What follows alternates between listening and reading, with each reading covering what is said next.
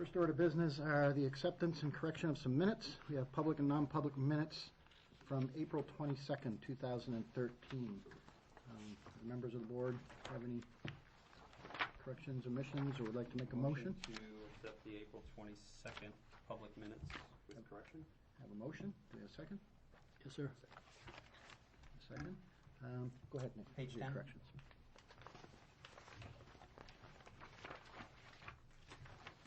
Fourth line up from the bottom, where it starts with, there's also the issue of the cost of signs. If we had to post signs, the cost would be $54,000.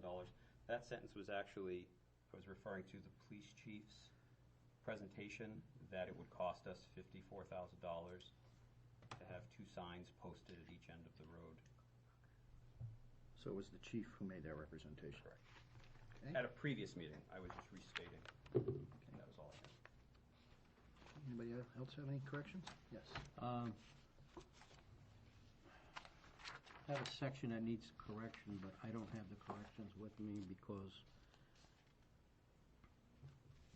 the minutes are supposed to reflect what was said, and the only way for me to know exactly how it was said is if the minutes or if the video was reviewed.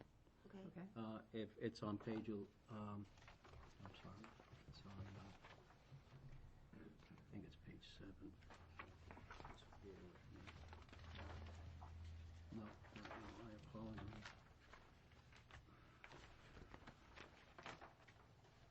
It's on the reports that I gave about the Boston Post cane.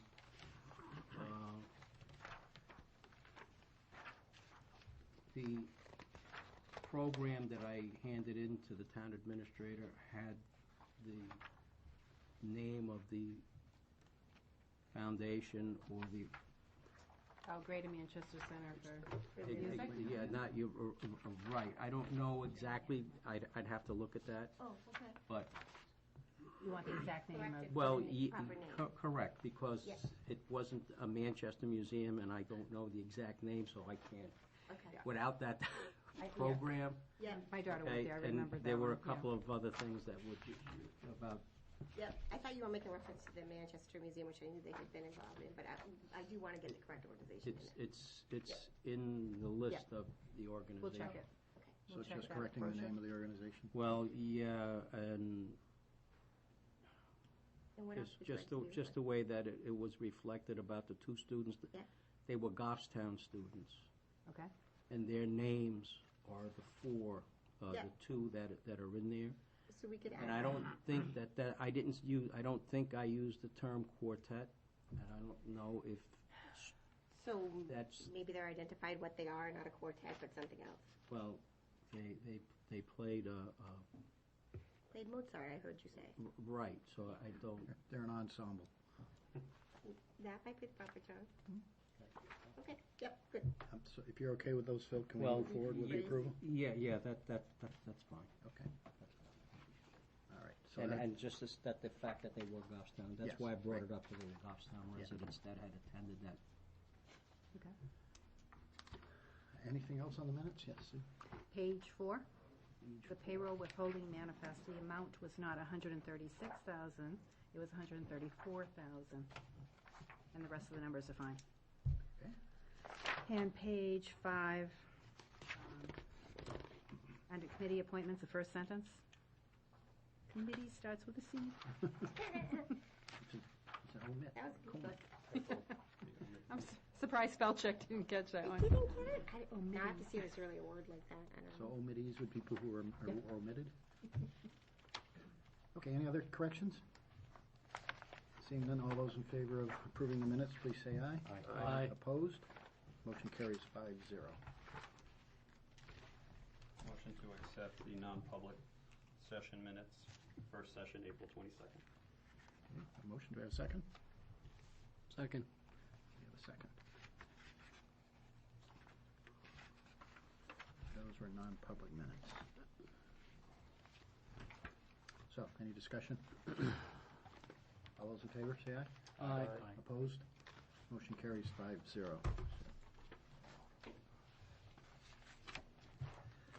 right, let's see.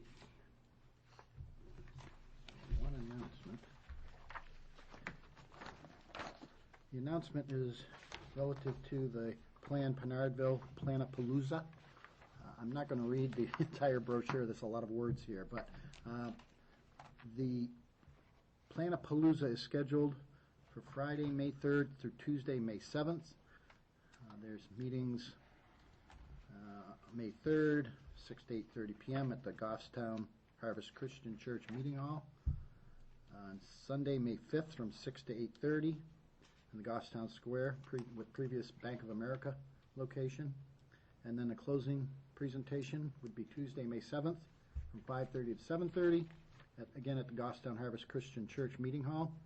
And then there will be an open design studio Saturday, May 4th through Tuesday, May 7th, Goffstown Square, which is previously the Bank of America building. It's open all week. If the lights are on, the studio's open, please stop in. So I'd encourage folks who are interested in taking part in that and providing input to attend one or more of those sessions. Are there any other announcements from board members? No? No? All righty, thank you. We'll wait a few minutes for public comment session. Mr. Chairman, did you get my email today of Yes, the I change did. in schedule? Okay, good. Yes, I did. You wanted to move that up to follow the public comment session, correct? Yep. Okay. Well, you know what, is there anybody here from the public who'd like to comment? If not, we can always catch them at the second opportunity. I don't see any, so why don't we launch into that portion of the agenda? So we will go into 4D and have Yes, 4D. Derek and the school up here. Thank you. Every year in April, I do a lease review of the leases between the Goffstown School District and the town. There's a 100-year lease for the SAU White Building as town-owned property. The school leases the use of the Barnard track at Barnard Park, which was a 4-year lease, which was renewed in 2010, and then the town's use for the GTV studio at the Goffstown High School. And this year, and who I have with me is the chair of the Goffstown School Board, Diane McCarthy, and the superintendent of schools, Stacy Buckley. This year we did a walkthrough of the White Building with business administrator Ray Labor. I went over with Dave Roberge, and they've done a significant amount of work in the building since we walked through it last year. And that's detailed in the report in your packet, but I did want to highlight that they upgraded their emergency lighting. They did a significant clean out of the basement where they had records retention, their storage there, and they also closed up many holes in the foundation that had been there previously or were just simply screens. They had those framed in and put wood in, and it was a significant improvement there. And then Dave made some notes of some areas of improvement for the cupola. There were some concerns that we highlighted in the report there, as well as the fire department suggested that the parking lot be restriped to designate where the spots are. Other than that, we did not have any other concerns to bring to the board's attention, and we had no concerns about the track lease. Rick Wilhelmy, the Parks and Rec director, is here on that in case there are any questions about the work being done there. But they are working with the school district on who's going to be responsible for what portion of that work. And then, again, we're here to talk and answer any questions you may have on any of the leases. So the repairs to the admin building have been done to our satisfaction? The ones that, yes. That were noted? That were noted, yes, absolutely. We had talked about it, I think, the last year we went through, and the work on the closures in the foundation, they did a great job on that, and the basement used to be, it used to be packed, floor to ceiling with records, and they did it's unbelievable when you walk down there, the improvement. Is that just file storage? Yeah, and it just had never been done, so we shredded, I think, about 12,000 pounds of paper. Wow. So we have it now organized, we have a cycle and a system, so it's no fire hazards, fire department's been through and was very happy with it. It took 17 of us, 2 days, but it was So I assume you have a record retention schedule and policy? Yes, yeah. It was one of those things that I think it just got overwhelmed, and we had Yeah. records from eons ago that you just couldn't get to anything, so we just said, we just need to do this. So we spent 2 days just cleaning it, and it really, we got a system now, so it will work, and so. Well, good. I know how human nature can be. Save it. If you're Yeah. not sure, save it. It's in the basement, you don't see it. I will also, if I can add to, at the SAU office, we have money budgeted next year for electrical upgrades, to look at that, because we do know we're selling fuses, so looking at that upgrade. We also have money in the budget to fix the fire escape, so we are working with Bill Connor to do that, and we've been in contact, he's been looking at options for us to help us figure out what to do with that, so. Okay. And we'll probably work with the town and try to figure out the parking lot and perhaps get a cost for that, and we'll have to budget that, but.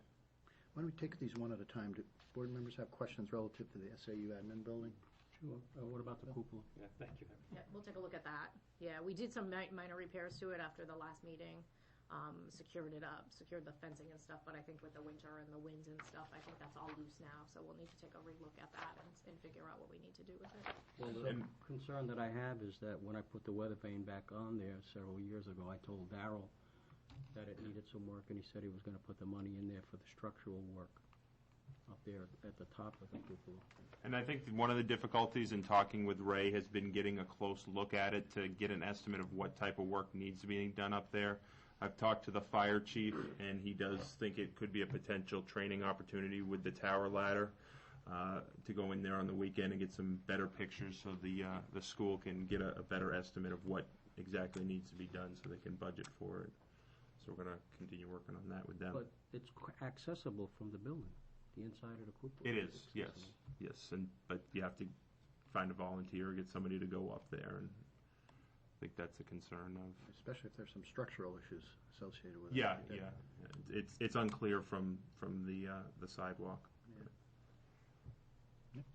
If I could, because I was going to comment the same, because I know it's been several years that we've had painting issues, and if there are issues like that, they're only going to get worse, and structurally, it's going to become more expensive as time goes on. If rain is getting to the wood and the wood is rotting, and eventually it's just going to be a very expensive proposition to repair that. The question I have is how long has Darrell been gone? I've been here 5. Well, Darrell was here, and he said he was gonna put money have money put in the budget to address it back then, so it hasn't gotten done, so I think it's past due. Is this the original cupola on this building? Yes, it is. It is. Is there a public safety threat? If it were to become dislodged, fall off, and fall down to the pavement or anything? I mean, do we need to Well, when I was take there some measures to? putting the weather vane back on, it wasn't that bad. When was that, Phil? I don't know, 7, 8 years ago. Okay, so it could have deteriorated considerably since then. Well, they did do some work on it, some painting Yeah, and and when some they did, they fencing they and- fixed the screen because the screening. yeah. pigeons were getting Okay. into it, so Right. I mean, I didn't hear from anybody that it was public safety, like it was gonna fall down on anything. Okay, well, just when I hear Yeah. structural issues, I'm Yeah, thinking yeah, public we can work safety. with the fire department to have them go up there and maybe take some pictures. I will say the access inside, I think, is really limited. I don't know that I have anybody who would be willing to go up there, on the ladder on the inside. So we need to get somebody in here who's willing to do that. I'll go with that. Sounds like I you've been up asked there Ray, and he before. wasn't willing to climb up there. So we would. Never had a problem, anybody going up there, even Ed Neville went up there. Really? Oh, yeah. Ed Neville did the inspection after they did the major renovation to the building. And the entire building was staged, and the cupola was repaired back then. That's about, I don't know how many, you'd have to check, I don't know how Yeah. many years ago. So Sue, do we know, or can we find out when the fire department will be available to do an inspection? Yeah, of it? Derek's. I confirmed that up with the chief. He said he was willing to do it, and Sooner he, as opposed to later? yeah. Any other questions on the SAU building? How about the track at Barnard Park? I didn't have any comments about the track. Like I said, Rick Wilhelmy is here if you had any questions about the improvements that are being done there. Well, maybe just an update, just to begin with, where we at, what's been done, what's left to be done. Sure.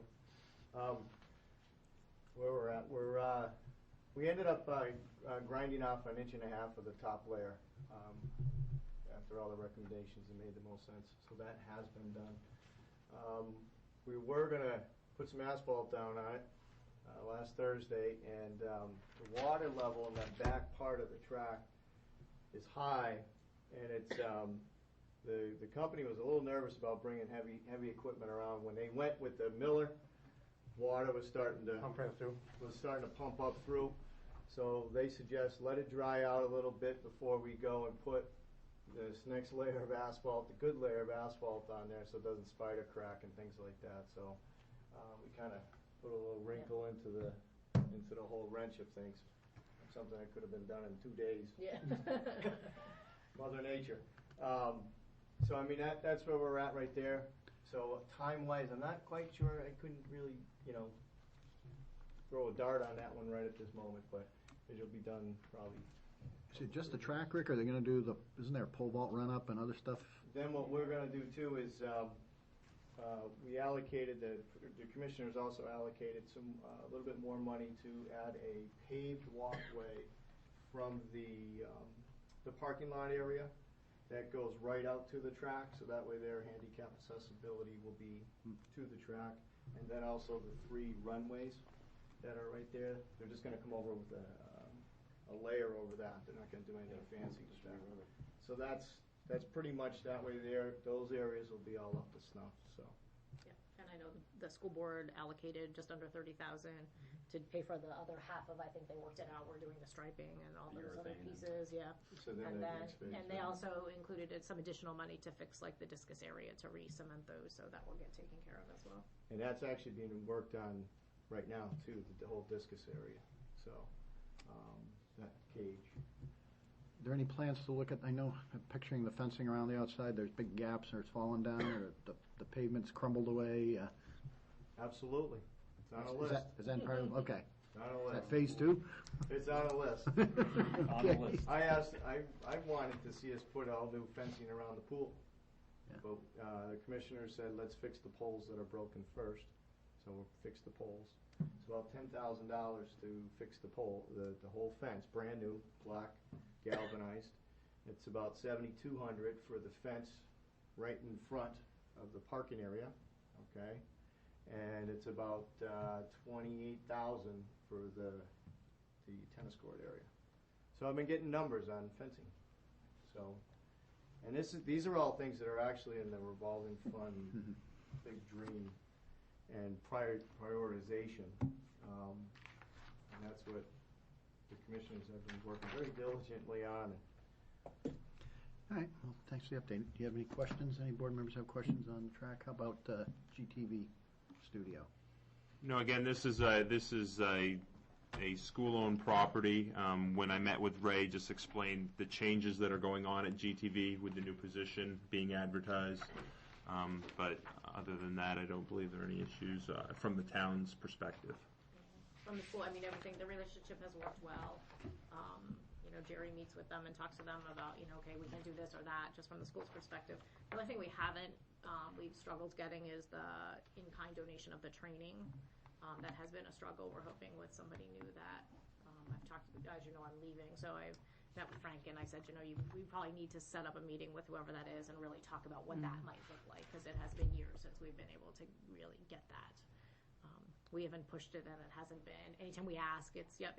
So we, we haven't accessed that, and we haven't pushed it. But I think it's something that would be helpful for our students, And we see that coming about once we have a full-time coordinator on board. Yeah. Somebody can dedicate some time to it. Yeah. Yeah, and I The think that's deadline the was problem, last is week just to how- apply, yeah. so we're reviewing resumes now. Yeah, it's just lack. There's only so many hours in a day, and so, but it is something that we'd like to take advantage of at some point.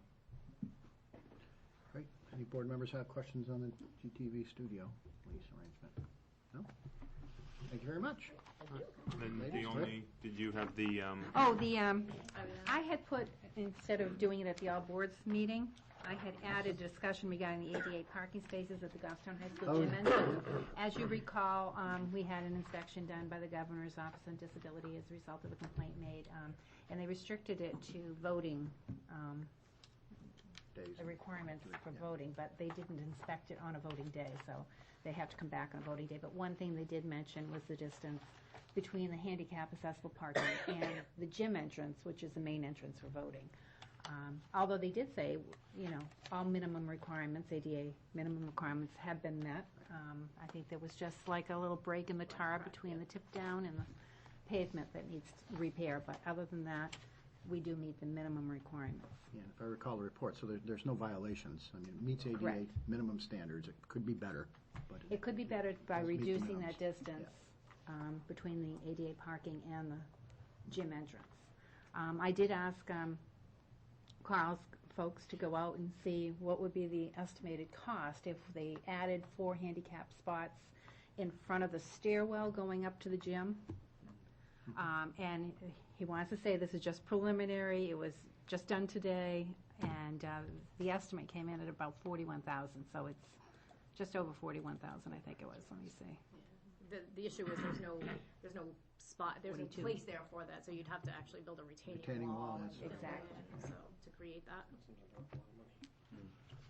So just to give you a ballpark, and like I said, it's just an estimate, and he can get a more refined design later, but just based on what they saw today. yeah.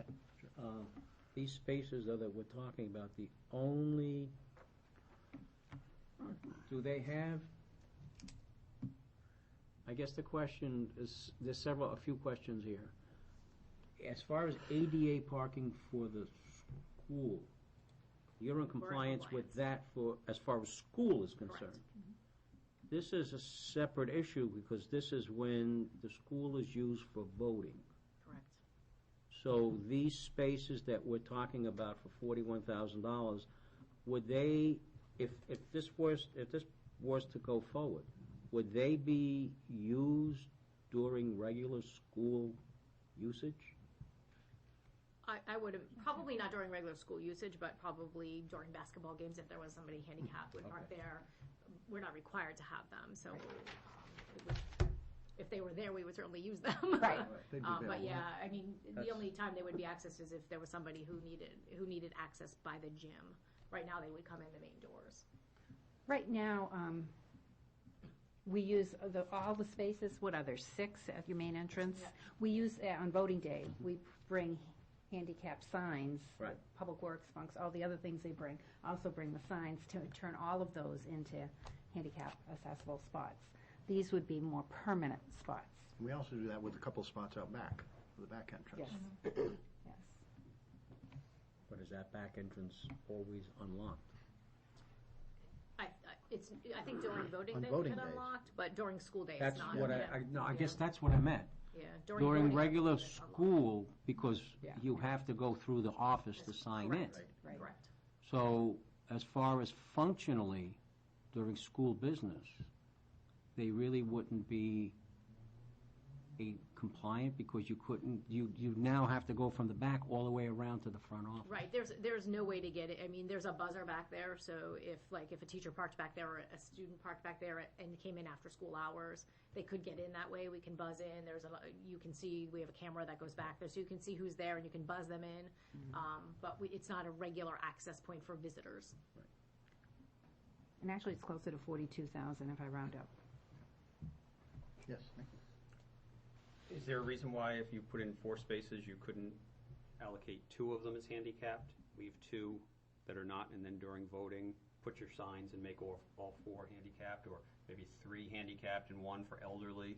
Because there are some people that are not truly handicapped, they don't have the sticker, but yet it's difficult in the winter for them to walk from where those parking spots are. But I guess my question would be, if it was possible to do this either through donations or volunteer labor, would the school be willing to allocate that space, 4 spaces, 4 handicap spots? We can certainly bring it back to the board and ask them. Well, we don't need those currently. We put 4 in, why would we designate any as handicap? Why would we not leave them for general parking and only sign them, put the signage up during elections? It's the sheer amount of things DPW has to transport for elections. Everything, nothing's stored on site, it's all stored elsewhere Right. that they have to transport. 4 signs. Okay. I mean, I don't know necessarily, we would want them as regular parkings because it's also our bus access, so cars shouldn't be going, I mean, there is no access for them during school day because we ask parents not to go up that way. because that's our bus access. And we would want to add one more van accessible spot there, so you'd want that striped accordingly. Because there's only one van accessible spot. I was thinking more along the lines, I'm sorry, of like the school resource officer, where he's now taking, or she's taking a spot in right. front of the building where they could move over Yeah. and park further down, and that frees up spots at the main entrance for visitors or.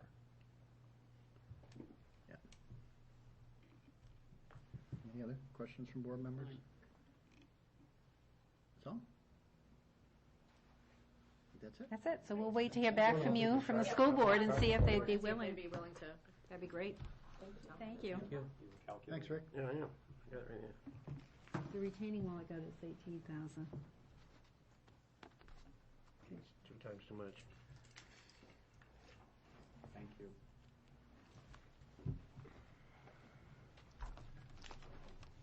And this is just an All right. like, estimate today. You all set? Okay, well then let's continue with the agenda, I guess. We're on item number 4 now, the Assistant Town Administrator. Derek. Yes, we weren't sure how long the discussion with the school district would go, so we asked Alan Yeaton, the architect, to come in around 7, and representatives from Mary Lou to come in around 7. So if you don't mind, I'd move to the cable franchise. Fine. In 2011, the Board of Selectmen created an ad hoc committee to begin negotiations with Comcast for renewal of the franchise agreement. We were very close in December of last year to coming to an agreement, and then at the last minute, Comcast had a few changes that they proposed. We've been working with them, and you have now what we consider a agreement that could go forward for your approval. As directed by the board, there are no new costs to Comcast subscribers. The cable franchise fee in the 2001, basically what's the current agreement, is 5%, and that would be maintained in the 5-year renewal going forward.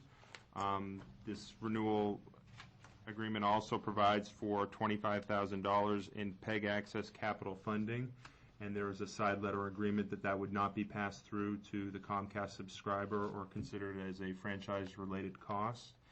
And then during negotiations, we discovered that some houses in the 03102 zip code had been incorrectly coded in the Comcast accounting system, and all those, that franchise fee that should have been attributed to Goffstown had not. And there's also a settlement agreement to correct that, I guess that missed payment, and we calculated that as $100,000, and again, that would be something that would not be passed through to the subscribers. And then the agreement also provides for 5 new locations at the high school where Goffstown Television could go live from: the Media Center, gymnasium, the Craig Eber Auditorium, the softball field press box, and then the football field press box. But if you have any questions related to the franchise agreement, I could answer those for you. Yes, Nick. I have one question. Starting with this new agreement, we're taking 40% of the $280,000 revenue, which is, I see here, $112,000, which would be going to the revolving fund. Based on that estimated revenue, yes, correct. And then $25,000 is going to the revolving fund? Yes, and that would be in capital funding, so that would be specifically for capital funding. Is there a specific reason why the $100,000 settlement is going to the revolving fund and not coming to the general fund? Throughout negotiations, we were aiming to, we realized that the technology was changing so much with not only the cable and how it's delivered to subscribers, but with the equipment used in the studio. And with discussions with the Cable Access Committee, they felt that they needed some funds to upgrade the equipment at their studio. So throughout the negotiations, we were actually shooting for higher PEG access capital funding rather than a settlement agreement. And that's what happened in December. At the last second, Comcast said, we can't do this as $125,000 capital funding because they had to account for it. And this would maintain that spirit of that to get it to GTV for them to use it for capital funding. Yeah, originally the cable committee had asked for $250,000 in capital funding. And we said that was unrealistic. We knew we weren't getting that from Comcast. And so, as Derek described the process, we settled on $125,000 for capital funding. But then At the last Comcast, second. at the last minute, had to Had to be split. differentiate the $25,000 and the $100,000 somehow, even though it's still going for GTV revolving fund. Did you have a follow-up? Do, but I'll let the selectmen. What was it on the same issue? Yeah, I guess, what was the GTV's budget prior to this, moving over to the capital reserve? Prior to becoming a revolving fund? Yes. At town meeting? About $66,000 a year? So the budget doubled roughly Yes. to $112,000. I just think, I mean, I understand there's capital improvements that are needed, but it's going from, two extremes. And just looking at things that are going on in town, I think that money would be much better. Well, they were feeling like they may need to relocate at some point in the future, and I think they had brought that to the board's attention in previous years, that They're outgrowing a space. not that they're outgrowing, but they don't have all the space just for their purpose anymore. Alternative education is taking up a good portion of the what was once a studio, so they were Getting squeezed. they were looking for space. Yeah, I understand all of that. The only concern that I have is that prior to the revolving fund, the franchise fee went into the general fund and was used to offset taxes. This $100,000 settlement fee is for revenue that the town did not receive over all the years that it was going into the general fund. So taxpayers made up that difference. Now the money is going into the revolving fund, and I don't think it's appropriate. I think that $100,000 should go into the general fund. I wouldn't say the taxpayers made up any difference. GTV's always been supported by subscribers. It's the Comcast subscribers' fees that went to the general fund, and part of that, But the shortage of revenue that didn't come to Goffstown that went to Manchester, this fee is making up for the revenue that didn't come. That's correct. And that money should go into the general fund because it was prior to the establishment of the revolving fund. And that is to make up for the lost revenue over those periods of years. I understand your point of view, but the point of view of the cable committee was that even if they got 40%, they would need, that's all they're getting. Their budget's not going, if cable revenues go up, their portion goes up. If it goes down, their portion goes down. And they needed some assurance that they had some capital money put aside so they wouldn't show up at CIP when it came time to relocate or do purchase new equipment, capital equipment.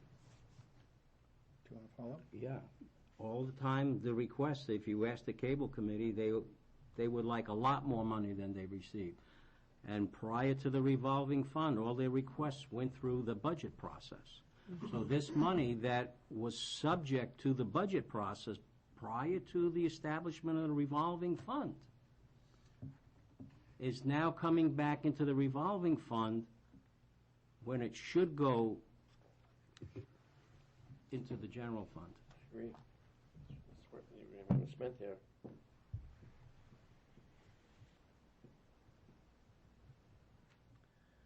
So you want them to come forward when they have a capital expenditure to CIP, when they need to relocate or need to update their equipment?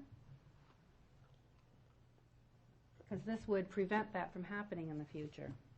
They almost have to. I mean, if they're asking for taxpayers' money, Well, no, it's user fees. It's user fees. That's a We big get difference- big difference between user $280,000 a fees year and for taxes. user fees. Yes. I guess where I agree with Selectman Devanza, their budget doubled. It potentially could keep going up, it potentially could drop. they're getting $25,000. I think every department in this town would love tomorrow to be able to do all the projects that they've been hoping to do, but financially it's not possible. I think they made a very big jump just in the revolving fund, just in doubling their budget, and I don't think that prohibits them through smart planning to do all of the things they want to do. They can't do it tomorrow, and it may take several years to do that. But I do agree. I think that $100,000, there are more pressing issues that could be put to. So it went to Manchester because of the zip code issue. Correct. They thought 03102 was a Manchester, were Yes. Manchester addresses. So that money went over to Manchester. We also, now in we're the new trying to bring it back to Goffstown. Right, and we also have in the new contract a way to audit that on an annual basis. We did in the previous, but you couldn't, it was very difficult to do. We think we fixed Costly. that wording moving forward where we can do that on an annual basis. Well, how did we arrive at the $100,000 number? I mean, why? Well, you got to understand, Comcast didn't own this at the beginning of the franchise period, so we couldn't go back to the beginning. And it was just based on an estimate on terms of the number of households that weren't included that we see currently. And this seemed to be a realistic number. Mm-hmm. Goes back to the original Roadrunner service. Roadrunner. Well, So if the board is not inclined to keep this $100,000 in here, I would like to have the cable committee come in and discuss it with them because they were planning on having that. well, I think During I'd like to the see that. I think I'd process. like to see the folks who are involved with developing these numbers so that, they can sit before us and we can ask specific questions of them and get those You answers. can probably have Jason come in because he's the chairman of your cable committee. Yeah. And they're the ones that had put the request in for $250,000, and we went back to them and said, there's no way we can get $250,000. So can we put that on an agenda We can. in the near future? Are there any other comments from the board before we move on? We'll just wait for that agenda item to come forward. We'll ask questions of the committee. Remember, some towns give 100% of their franchise fee to the cable We did talk about operation. that last year. And some give none. And some don't have peg access. We beat that up pretty good, though, when we were going through the whole process earlier. Okay, so that'll come forward on a future agenda when they can be present.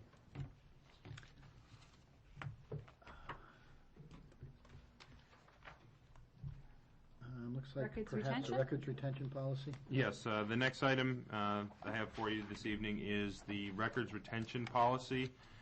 In September of last year, the Records Retention Committee, which is made up of the town assessor, town clerk, a selectman's designee, tax collector, the finance director / treasurer, the IT director, and myself, along with input from the various departments in the town, came forward with a draft records retention policy to try and ensure compliance with the state's records retention law. This board made some recommended changes. We brought that back to the Records Retention Committee. They adopted those and sent them on to Attorney Drescher for review.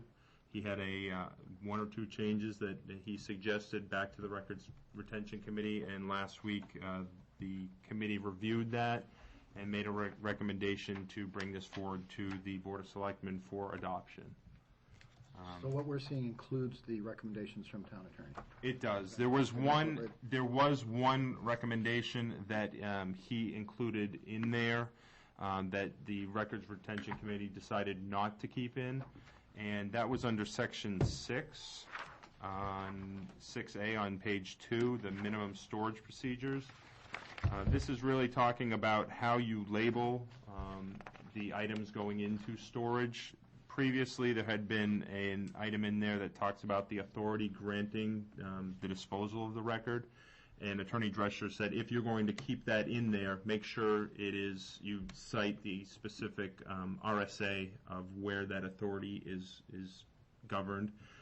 We felt that we actually took that provision out because over the last couple of years, the legislature has made a few additions and changes, and they're not necessarily changing it on the end. They've done some renumbering of inserting to keep it alphabetical and knocked everything down. So we felt that that storage procedure would be fulfilled when you look at, let's see, under the documents destroyed, and it's really up to the department head to look at where that authority to destroy under the document destruction log on page 3, and that's a citation of, under 2E, a citation of NHRSA giving the right to destroy the record. So rather than put it on the label when it goes away, some of these are going as long as 50 years, and rather than put the actual governing statute on the label at the time it gets put into storage, rather than to have the departments check it when they go to destroy it in accordance with that and keep it as part of the destruction log. So that was the only recommendation. Again, we felt that Attorney Drescher was recommending that if you are going to put that information on the label, cite the statute. So we decided we thought to take it off the label and record it at the time of destruction. So they could be retained longer at the recommendation of each department head, right? Am I reading that right, C1? Yes. Nothing is to say that if a department has the storage needs and the storage space, they could keep it longer. This is, again, just to make sure nobody destroys anything too early. Yes, Phil. Yeah, I have a question that starts in section 3, applicability.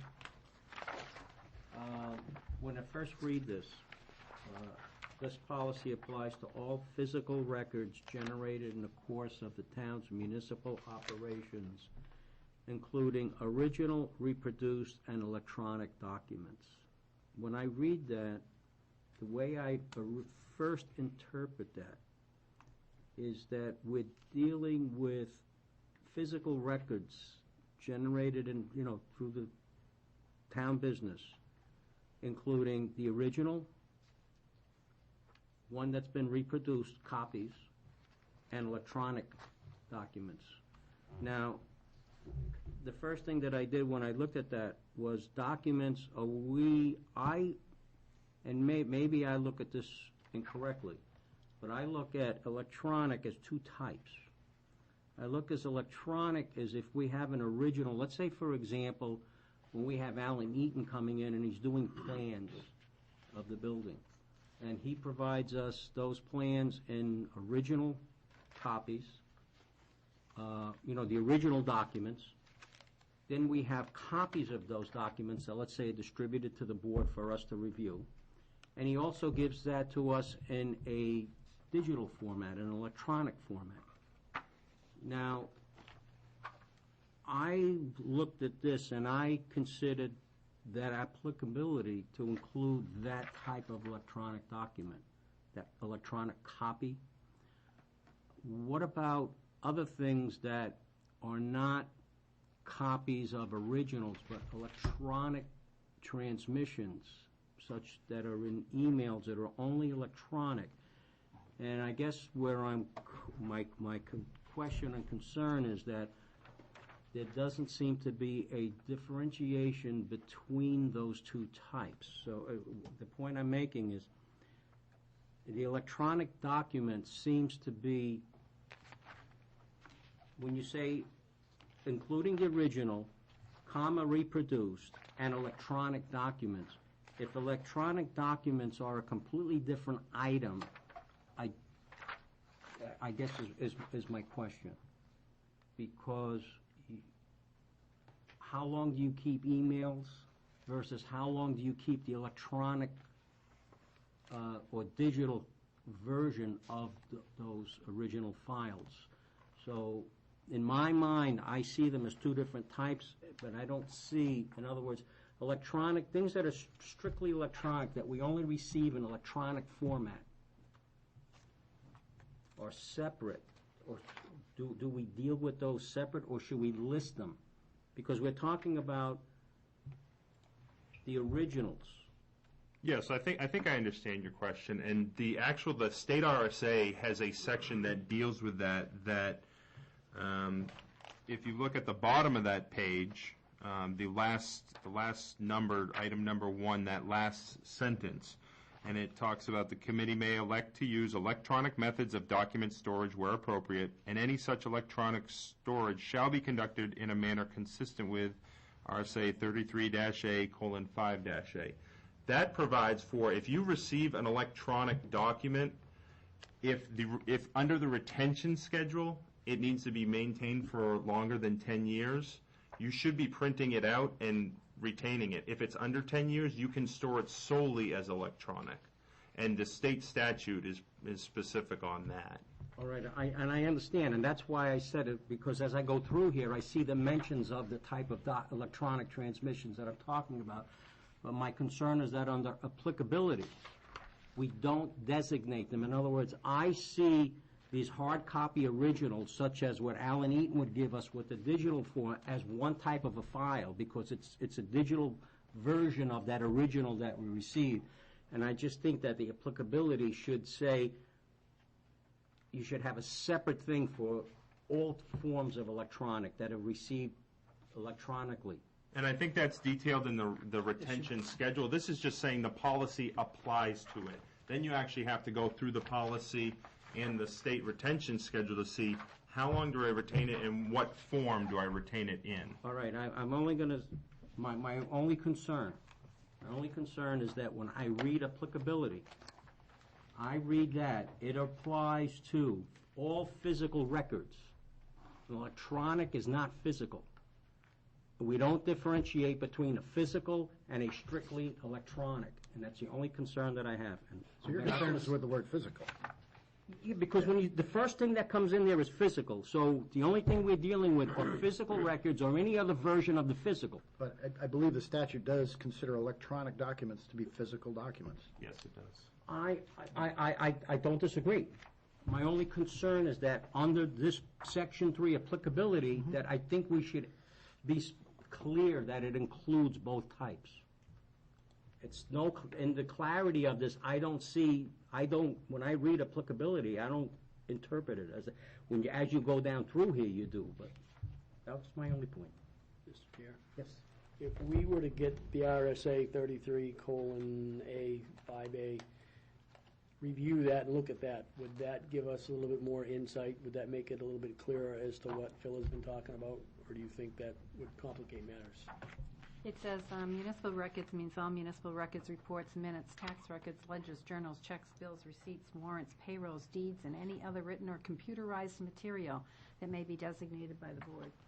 I mean, that, What I would prefer is if you had in there, at the end of electronic documents, put electronic versions, because you're dealing with all those physical records up to that point, and then say, and also including all forms of electronic transmissions, or forms of in any other format.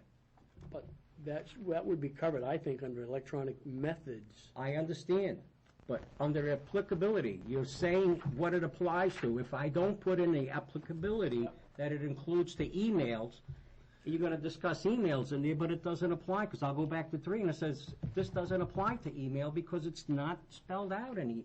Well, an email's an electronic document. No, I read the electronic document, when you read this, it's all in one sentence. It applies to all physical records generated in the course of the town's municipal operations, including original, reproduced, and electronic documents.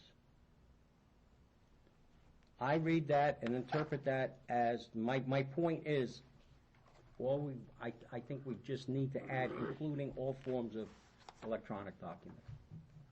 May I offer a suggestion? Would you, Selectman Devanza, would you be comfortable if the word physical was taken out? Because you look at Section 4, it provides a definition of record there, and that includes electronic or any other form. Would you? All right, because to me, the electronic, it all refers back to the physical. And then that specifically talks to records, which is defined there. That's an easier way of doing it. Thank you. So strike the word physical? All records. Okay. Nick, did you have I something you did. want to add? On the schedule,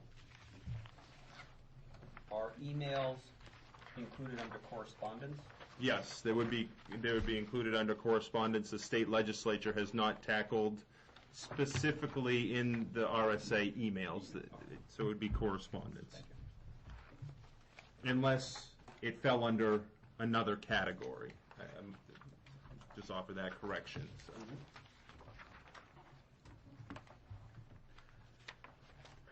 Are there other questions on the? You realize how many records we maintain? Oh, yeah. So you look at the schedule. it's Take quite a walk in that comprehensive. room over there. Oh, yeah.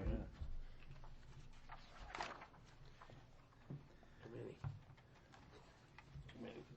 Too many. Yeah. We keep too much of everything. Until you get taken to court and you don't have it. We can't find it. Any other questions or comments that you want to share with Derek? No? Thank you. Thank you.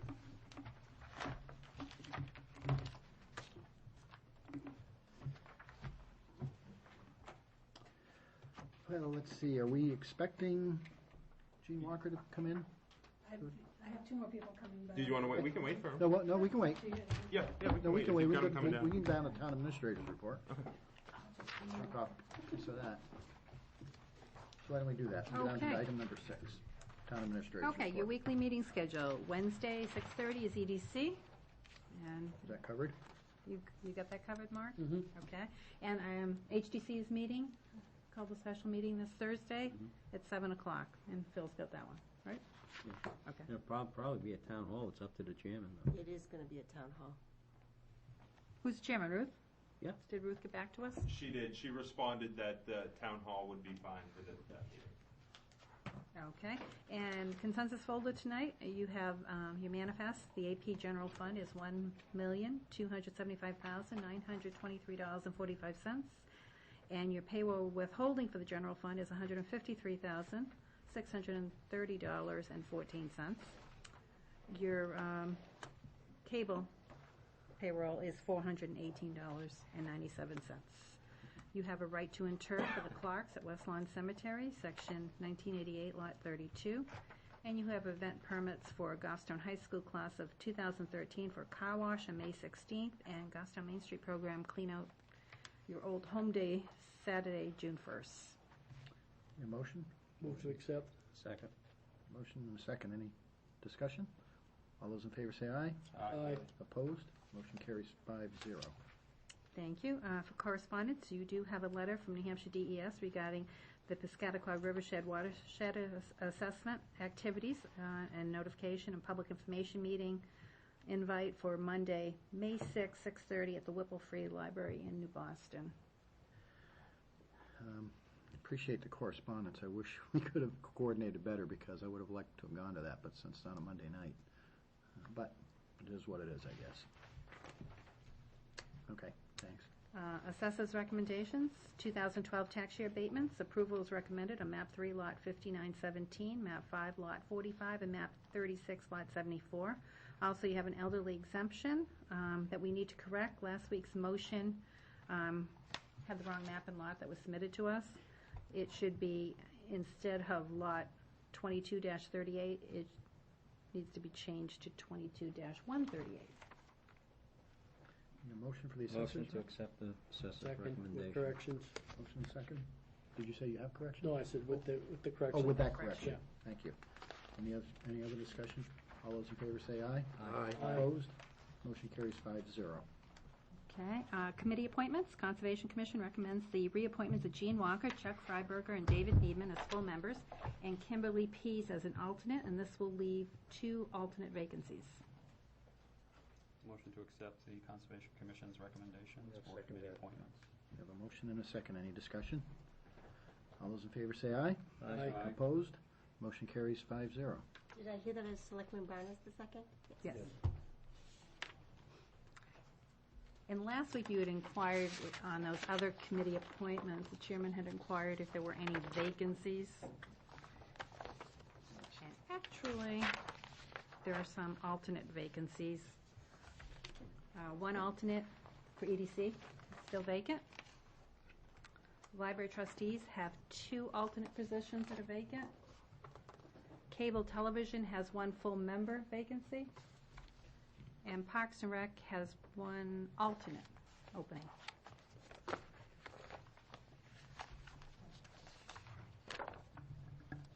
And I'm hoping HDC will have some recommendations for next week for their appointments. And for those who may be watching on GTV, you just heard the vacant positions. If any of you out there are interested in serving on a local committee, please step forward. We'd love to have you. You can contact the town offices and fill out a volunteer application form. Be most appreciated. Thank you, Sue. Thank you. Just an update on the stormwater EPA comment period. It has been extended, and although we haven't heard officially, we're hearing that it's to August 15th. So that'll give us a little more time. Better than June 15th. Well, it's supposed to be May 15th, so, yeah, this is, So I say, Much 30-day better. extension. yes. Bid specifications, the police department has submitted at tab 6G in your packet, a RFP or bid specs for crime scene process mobile command post. Motion is needed for them to put this out there. Yes, Can we pull this off and discuss this? I think we can. Selectmen may Yep. have some. Yep. Yeah, we can. We sure can. Yep. Yeah, we're running close to our 7 o'clock, so why don't we Okay. do that? How about H? H, okay, the IT director recommends sharing the GIS data with Southern New Hampshire Planning Commission, as we have done in the past, and the city of Manchester. And this would be more up-to-date information than they had received prior, so. But the same type of information? Yes. It's not, no new categories or types of, okay. Correct. Do we have a motion? Move to accept? And a second. I'll second it. Second from Selectman Brown. Any discussion on that item? All those in favor say aye. Aye. Opposed? Motion carries 5-0. Thank you. All right, let's move back now to item 4A. I see Mr. Yeaton in the audience. Are you expecting anyone else? Or new the show? I'm in. Chairman Adams? Yes. Is it all right if we could do Mary Lou quickly? Oh, for I'm because sorry. I think Yeah. they'll generate a little less discussion. Okay, sure. Thank you. Absolutely. Get you out of here early. Yeah, Thank that's you. that's like the $200 article at town meeting generates the big discussion. Exactly. Thank you. You can come up there. Yeah, sure. Thank you. Again, Welcome. as part of the annual lease review, we met with representatives from Mary Lou. Tonight we have Lorraine Cottle, the director, Michelle, is it Fedock? Fedock, and Robin Perry, who are both on the board of directors. Dave Roberge and I, again, did a walkthrough of the property, and most of the items that were pointed out to us were items that are noted on his report of items that the town could improve on. One being that the windows on the first floor can't be opened or maintained.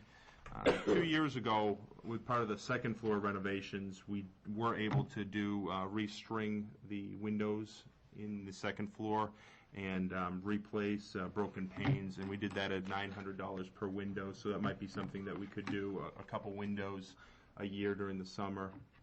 Restring, you mean the counterweights, right? for Yeah, the restring the sashes. counterweights. They also replaced all the broken panes and reglazed and set everything back in. About the pulleys to operate. Sometimes the pulleys Yep. freeze. Yep, yeah, they did quite a bit of work, and the ones on the second floor work great now. So it might be something that we could do moving forward. They also talked about the sump pump, which discharges water across the emergency exit path, and that's going to be taken care as part of the fire sprinklers that were installed. We now have the ability to be able to pump through that line that goes out towards the road. Dave just hasn't had an opportunity to do that work yet. But from the town's point of view, there was nothing that Mary Lou could do to improve the space. It was more the town looking at what they could do to improve the space. I know when we walked through with Lorraine, she pointed out some chip paint that Dave will have to work on this summer and some other items. But other than that, I think things have been working well there. So the lease is up for renewal? It is not up for It is not? renewal, but again, this lease, like our other lease, called for an annual meeting in April. Okay, so it's just to satisfy that requirement. Correct. Sure. We've also gone to a 2-year term because they need to know in advance because of their enrollments. So rather than waiting at 2-year point, so by having the annual review, we're all pretty much on the same page, rather than just every 2 years and then they have a problem. We know some expectations before. Correct. Yeah, we typically do it overlap a year, so it's always 2 years, but. Right. So this one would be 2014, Alternating years, yeah. 13 to 15. Do you know what I mean? Now it's 12 to 14, but if we do it again now, it'll be 13 to 15. And it's not something I was prepared to bring forward, but I think we could, if it's something the board would want to do to extend that, we could prepare the language similar to the last 2 years. So this one expires June 30th, 2014. 2014. And how soon do you need to know if there's any change in this agreement to set your tuition rates? We set tuition in February. When In we February. send out our packets previous of the previous year. year. So we set them this last February for upcoming 2013-14 school year. Okay. So the 14-15 school year, you would be setting this coming February? Correct. Okay. Yes. Quick question. Are there any windows that operate? On the first floor? No. What do you do in the Well- summertime, or? Well, we end around May 23rd, 27th, So that's not an issue. so it hasn't been too much of an issue. It's just too scary. I mean, I could try it, but I'd really rather not. We don't have any broken panes or anything like that, but the whole pulley system thing is just, and they don't fit right. And it's just not good. Yeah, those old systems are tough. Are there any other issues or comments? Yes. On the sub pump, that's going to be discharged into where? Part of the fire suppression? It's area? not part of the fire suppression, but at the time that they put the line in for the fire suppression, they ran a second line for us to have the ability parallel to it. All right, It's okay. not in the same line, Okay, but all right. when they did the trench work, they It did. just goes on the other side of Yep. the driveway. All right, no, I just wanted to make clarification purposes. Good. Thank you. And who's going to take care of the old chairs and building materials, or moving them from the third floor? I think that's going to be a discussion between the Historic District Commission, because we've started talking about what they could do with those chairs potentially. Those are the original chairs that were up there. They were on storage at the trailer at the transfer station that the roof collapsed.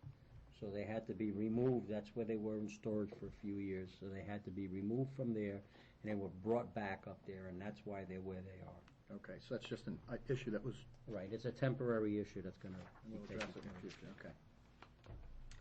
Anything else? Thank you, ladies. Thank you. Thank you.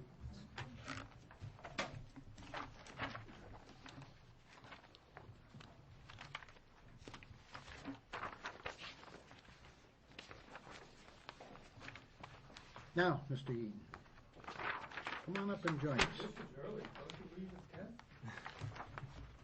You can stay till 10 if you want. You're not going to keep us till 10, are you, Alan? No, he's going to keep us to 11. That's when a planning board always went to. You can stay if you want, just turn out the lights when you leave. That's all. You don't have to dim the lights either.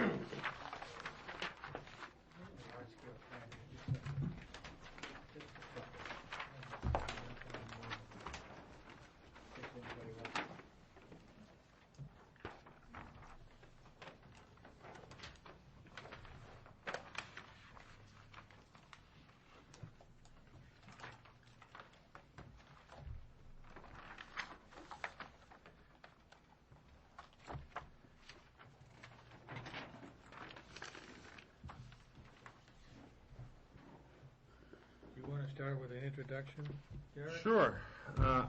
Back in 2011, the town went out to bid for a redesign of the second floor of Town Hall for the purpose of creating a revenue collection office.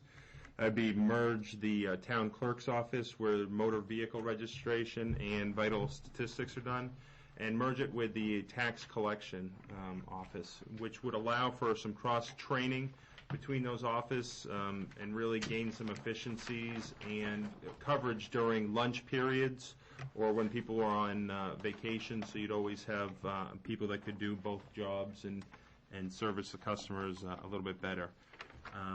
Over the last I guess it's about a year and a half, we've come to this board a couple times with some plans and discussed with staff some design considerations. The first being a redesign of where the town clerk's office is now and the tax collection office.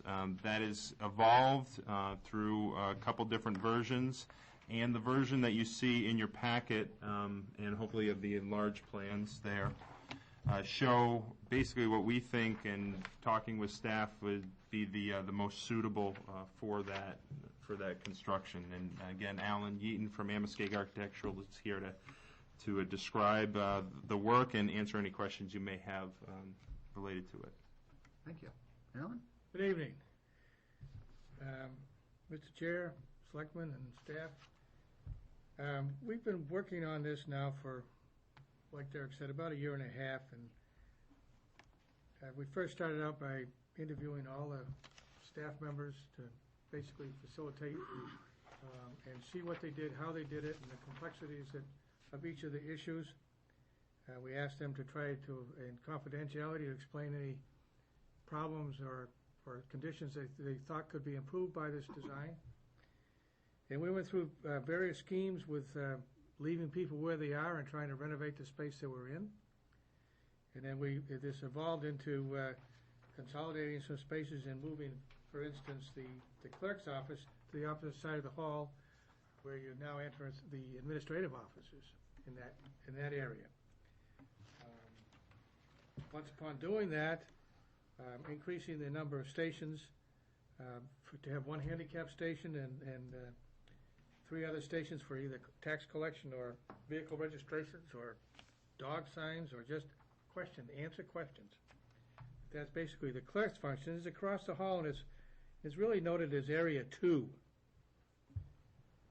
So after listening to everybody that was concerned with the programs, and after our review of the actual facility in terms of ADA compliance, those kind of issues, and also addressing handicapped issues like upstairs on the first floor, the doors swing in, they're too narrow, little things like that. So we came up with a comprehensive list of things that we thought would be beneficial to the efficiency of operating upstairs. Nothing with downstairs, although we ended up working downstairs to make the men's and women's room on the lower level more handicap accessible in terms of the size of the stalls and the number of fixtures. In the process, we also came up with things like storage needs for the town clerk's office. Right now you've got the safe over here, it's full to the brim, overflowing. I think the clerk stores voting data in the old cells of the police facility. We have some things in the corner over here, so we were looking for a more secure place to create more secure storage for the town clerk. And we actually located the office behind the women's room. Used to be a maintenance office, I think, at one time, where the maintenance personnel's office. It's already there. It's already got concrete walls. It's already got concrete floors. So we can secure the 2 existing windows, and we can take up a secure door there to secure meeting the standards required by the town to secure records and other data. So if we take what's number 1? Number 1 concern is to increase safety on the first floor. And basically, both stairs are not enclosed on the first floor. There's no door, so that the means of egress, which is the stairs out, don't have any fire enclosure. Okay, that's number 1. And so what we thought we'd do is put doors at both ends of the hallways, double doors.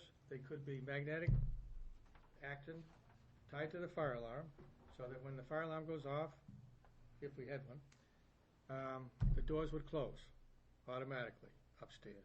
It would remain about as open as it is right now.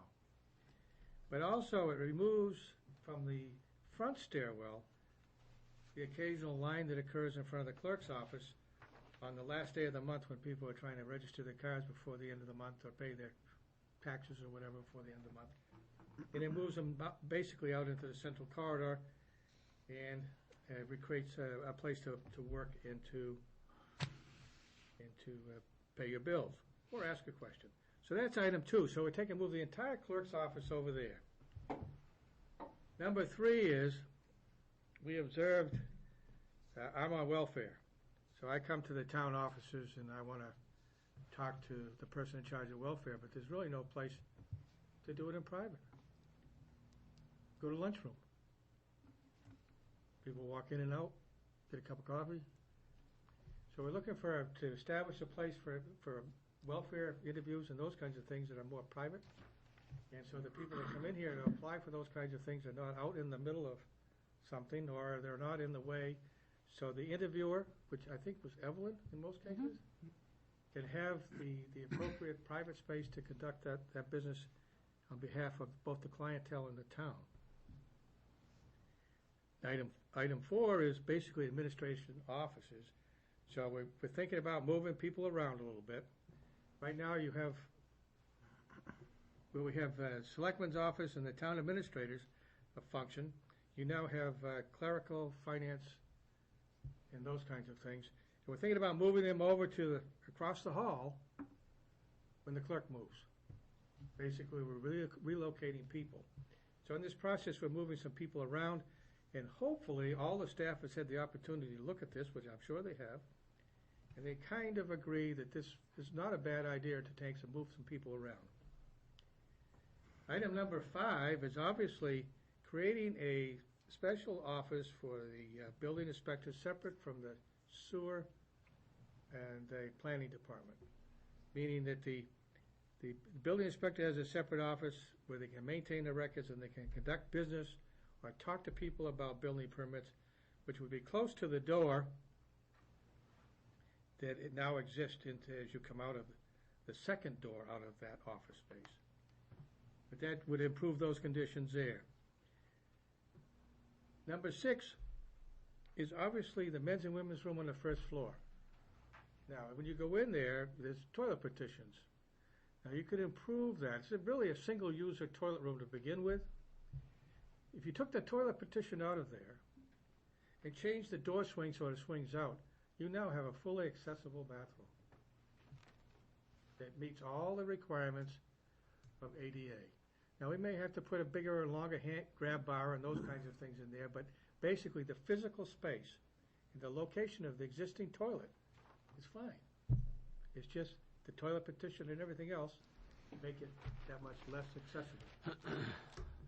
Number 7, obviously, is the kitchen and the break room we had for employees on the first floor is now gone because we now have an interview room established there. So downstairs in the old court offices in the back corner here, we're trying to create a space for storage for the voter checklist people, because right now they're on a little table in the front office of administration, and when they're there, there's like four people, 5 people trying to work in that singular space or someplace else in here. So give them a place to put all the information they need to work with. They can lock the door. When they need to be there, there'll be a space for them to do that. Additionally, would be to take, since there's already plumbing in that area, for the bathroom that was in the judge's, the business office for the court, we have some plumbing and drains there that we could actually establish a kitchen down there with a small kitchenette with a sink and make a counter for refrigeration, so that would become the employee lounge. Number 8 is obviously the men's and women's room downstairs here. And right now, the toilets in the men's room, for instance, doesn't meet any standards. And so we would propose that we realign some fixtures in both the men's and the women's room and make it basically a multi-user bathroom. By taking and put the toilet against the outside wall allows us to build an accessible stall. Where the toilet is, it's very narrow stall. We could take and redo a lavatory. It means cutting up the floor slab, because all the plumbing's underneath, although there's a plumbing wall that backs up to the vault. There's also a plumbing wall that backs up to the other storeroom on the opposite side, which is the women's room. So we have the same opportunity on both sides to make those 2 bathrooms fully handicapped accessible. The space is there. It's just a realignment of fixtures and taking care of some of those other issues. Number 9 is the secure storage. And the only thing we really have to do is to take the door that exists there now that's under lock and key and replace the door frame, build it into the masonry that's there, and buy a high-security lock, so you can then have a high-security room. We will have to probably disguise the 2 existing windows on the outside of the building, leave the glass there and blacken them and lock them up, or put bars on the inside to prevent intrusion or whatever from the exterior of the building. That's the simple. That's the Reader's Digest version of what we propose. The real number is, how much is this going to cost? So, thinking like I normally do, I said, what's the easiest way to come up with a budget, and that is to budget each item, 1 through 9. And so when we did that, and they're not all different, they don't all have the same categories, some have 1 door, some have no doors. And so what we tried to do is to estimate what the cost would be for each of those different functions, depending on which of those were. And obviously you can look at that and you can choose what it is that you might want to do. If you have a number in mind that you want to spend, because I don't know what that is, I never asked. Okay. I was asked to come up with a program I thought befits the functions and the needs of the town. So right now it sits at about $125,000 to do all 9. Now, number 9 is also to have some roll-up security windows for the clerk's office. And that came down to a question of, do I sprinkle the upper floor? Because you already have sprinklers in the basement that was a result of having a lease with the state, the court. That's why these are here. The water service is already brought in the building in the front storage area. But the cost to do sprinkler system upstairs, which would allow us not to have any fire rating in the corridor upstairs, is more than the cost of roll-down doors. So it's a question of discussion. It's certainly some decision you can make. I think I had given Derek a cost to do sprinkler work upstairs in the earlier correspondence, and it can certainly go any which way you want. I think how you establish a priority, that's your responsibility, would be to what you think is the most important. I mean, I have my own opinions, but I'm not here every day, so I don't catch all the nuances of what goes on here. Only what I've been able to observe in the 2 or 3 times that I've been here, talking to staff in reference to this specific project. So, I am here to answer any questions, and don't be afraid to ask them. I'll do the best. If I don't know the answers, I'll go get them. Well, can I? No, go ahead. There had been discussion in the past about these, in the main corridor of the upper level, these meeting areas where people would sit, in these 4 of them. Yes? What those would be like. There was some discussion about privacy versus, and the board can, That's what those little further hash refine marks that. are, right, Alan? Actually, they're indented. If you and there's a privacy wall on each side. Yeah. Comes out to the face of the counter that you're sitting at or standing at, and so typically would be a voice porthole, because this is all glassed, except for a place for pass-through and speaking. I think it's as private as you can get in that circumstance. It's the same situation you've got at district court. There's only so much privacy. If somebody wants to overhear what they're going to lean their head around and they'll hear it, unfortunately. I think the discussion was relative to making it impersonal and too cold and too sterile, and are we going farther than we need to go? Correct me if I'm wrong, wasn't there a discussion about all of this? There was, yeah. To try and strike a balance between, bulletproof glass and voice portals and a little bit more of a Window that you can open. window you can open, and that's not as hard and police station looking like. Technically speaking, with a roll-up shutter, you do not need any glass at all. Period. You save yourself $3,000. So, but I put everything in there I could possibly think about. Okay. So, yes, we don't need them, because the rating comes from when there's an actual fire or some other emergency. The shutters will come down and close and secure the corridor from getting fire from the clerk's office, basically. Or vice versa. We talked about security measures. Yeah. You know, do I put a bullet-resistant panel under the desk and on the outside wall? I think I have something in here, security upgrades, $2,500. I can take and secure the desk and something in front of it. So if something's going on, you get under the desk. Can't get at you. I have it at the courthouse. You might not know it, but it's down here. Okay. So there are ways to address those without having what I call the impersonal, something like Yeah. bank bars in front of your face, Yeah, that was trying to conduct business. the crux of the No, discussion. You don't have to have it. If you want a glass, sometimes I've seen glass only part way at the top. There's no reason for it environmentally, meaning it's not going to make the corridor any warmer or the office any colder, so to speak, whether it's wide open or whether there's a small opening. I think part of the concern was the security of the personnel on the other side of the counter. Correct. In case someone comes in off the street, some of the crazy stuff we're seeing these days. Yeah. What's appropriate, what should we put in there and what we shouldn't put in. But it sounds like, and I haven't teased out all the details in here, it sounds like you've offered those, they can be broken out. That's correct. But here's the deal on those. Roll-up shutters, we can put a control right there at the desk. Something going on, bingo, curtain drops, all done.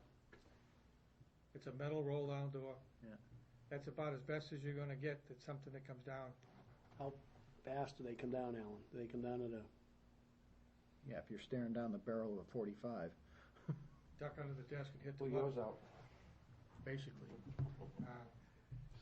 You know, Well, we all hope that never happens, but I can guarantee you there's been some unhappy people in that clerk's office at some point in time before, sure, Oh, yeah. before me.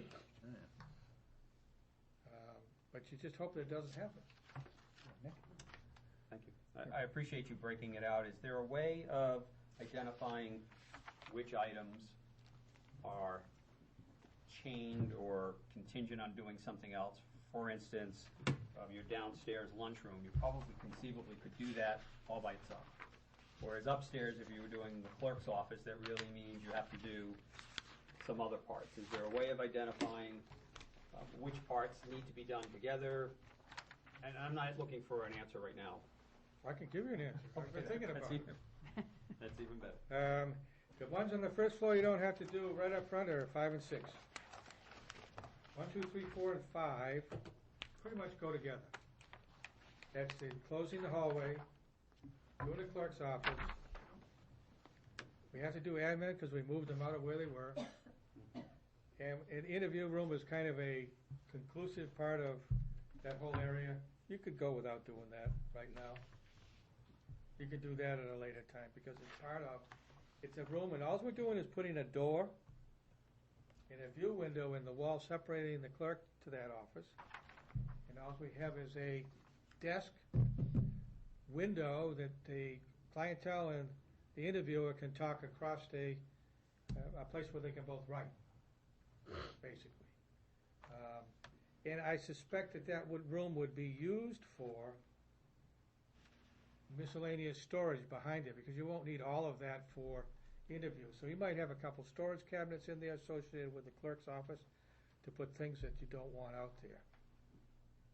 So I would say 1, 2, 3, 4. 5 and 6 could probably be headed out. 3 is so-so.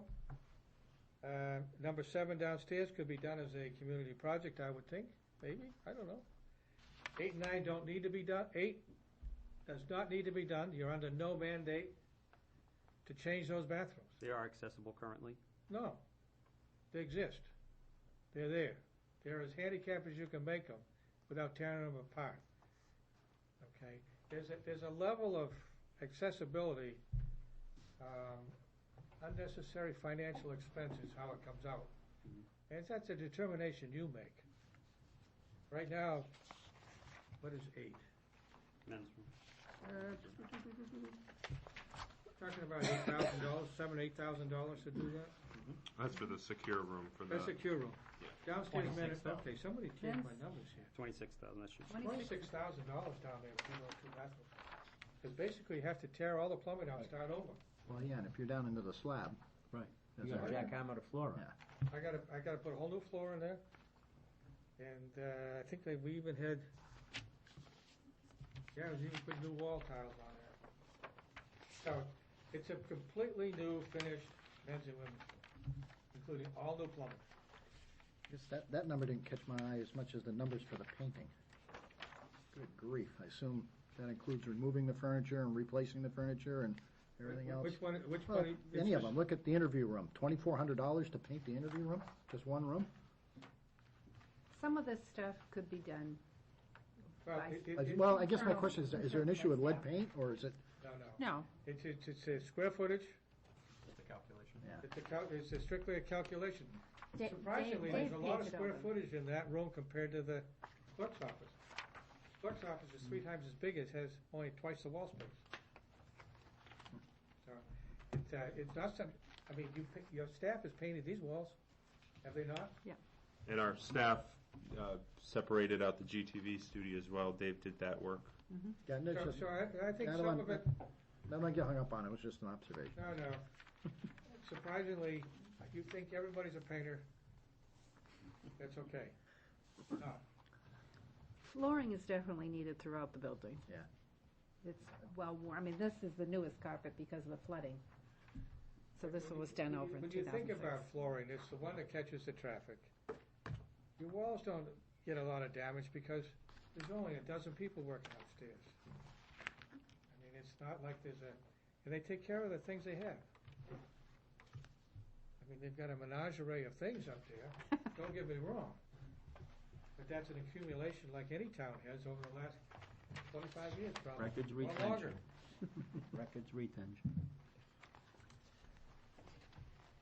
So I have no idea what kind of funds you have, or even would think would be appropriate. I certainly will try to help you if you threw a number at me and come back with my own personal recommendations. But I think the best ones are, staff would say, this is what we need first, what we need second, and granted. Lunchroom's great, not high on my list. Half my people go out at lunch, half of them eat at their desk and never leave, because they don't want to miss the person that's going to be looking for them or calling them on the phone or whatever the case might be. I don't know how that happens here. If they all would take a break and a lunchroom becomes a very worthwhile enterprise because they get a chance to relax from doing whatever it is they're doing all day long. Nick, did you have a comment? Well, I don't know if I should bring it up now. Sue and I had a discussion this past week regarding the lift. And since that time, I've kind of done some investigation. And it pertains to this, but I don't want to take up Alan's time. But I was hoping we could investigate the removal of the incline lift and maybe taking one of the stairwells on either side and putting a vertical lift, which would be much easier for a handicapped individual to utilize. But again, to me, I think accessibility is probably one of the big items that we need to move forward on. It's always a concern. Your accessible entrance right now is the front of the building. Right. If you wanted to, and that whole front section of the building is reinforced concrete floors. All the floors out here are wood frame from here back. I think this was the original, and then there was an addition. And Right. They finished the upstairs and on and on. But to do the back would require a new, some type of site-accessible entrance. You might lose a parking space out there and a lot to make that happen. Because the place to go would be either the planning office. At that time, neither one of the spaces next to the back of the building, you've got the interior stair cut out for the first 15 feet. So whatever you do is not very space efficient on the rear of the building. Is there any room out front where the janitor's closet is under the stairwell? Can you take and rearrange that whole front stairwell? That's all cast in place concrete. It's not gonna come apart easy at all. It can be done. If you wanted to do it, it would have to be at the IT level. You take out half of the area that we wanted to create the secure storage in the basement, that corner. But in that same corner, in a little cubby hole in the front, is the water service for the building. I'm thinking going simple. I understand. You know, just remove the stairs on one side, and that's it.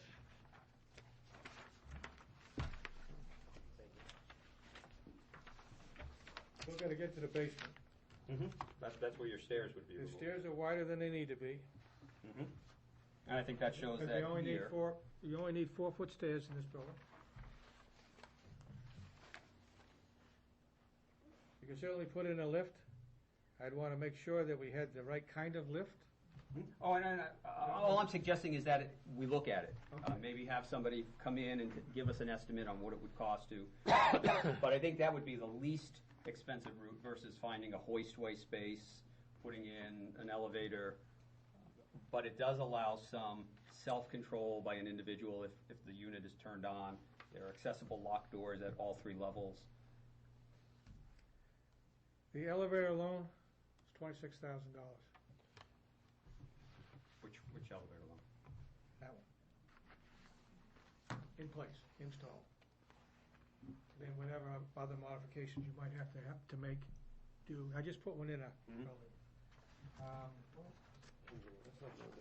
Right, I would say that that's money well spent. Sure. Well, Provide accessibility. See, I can lead you into what things cost and whether it's possible or not. We have to prioritize.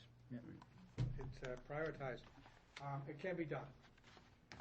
I'm sure there's a methodology of means taking out that entire stair and creating a space, narrower stairs, bigger space for a lift.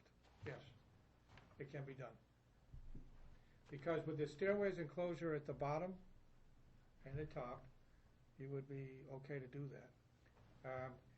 To meet ADA, there might be some specific control requirements. That would probably be a front entry, rear exit type machine. That's what makes it more expensive, because the doors, exit doors don't, Both sides. because it's two-sided. That makes it, adds cost to it.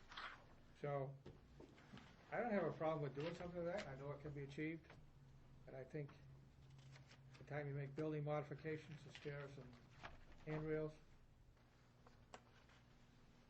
probably pushing 40. Would be my guess. I it's just not a look at guess.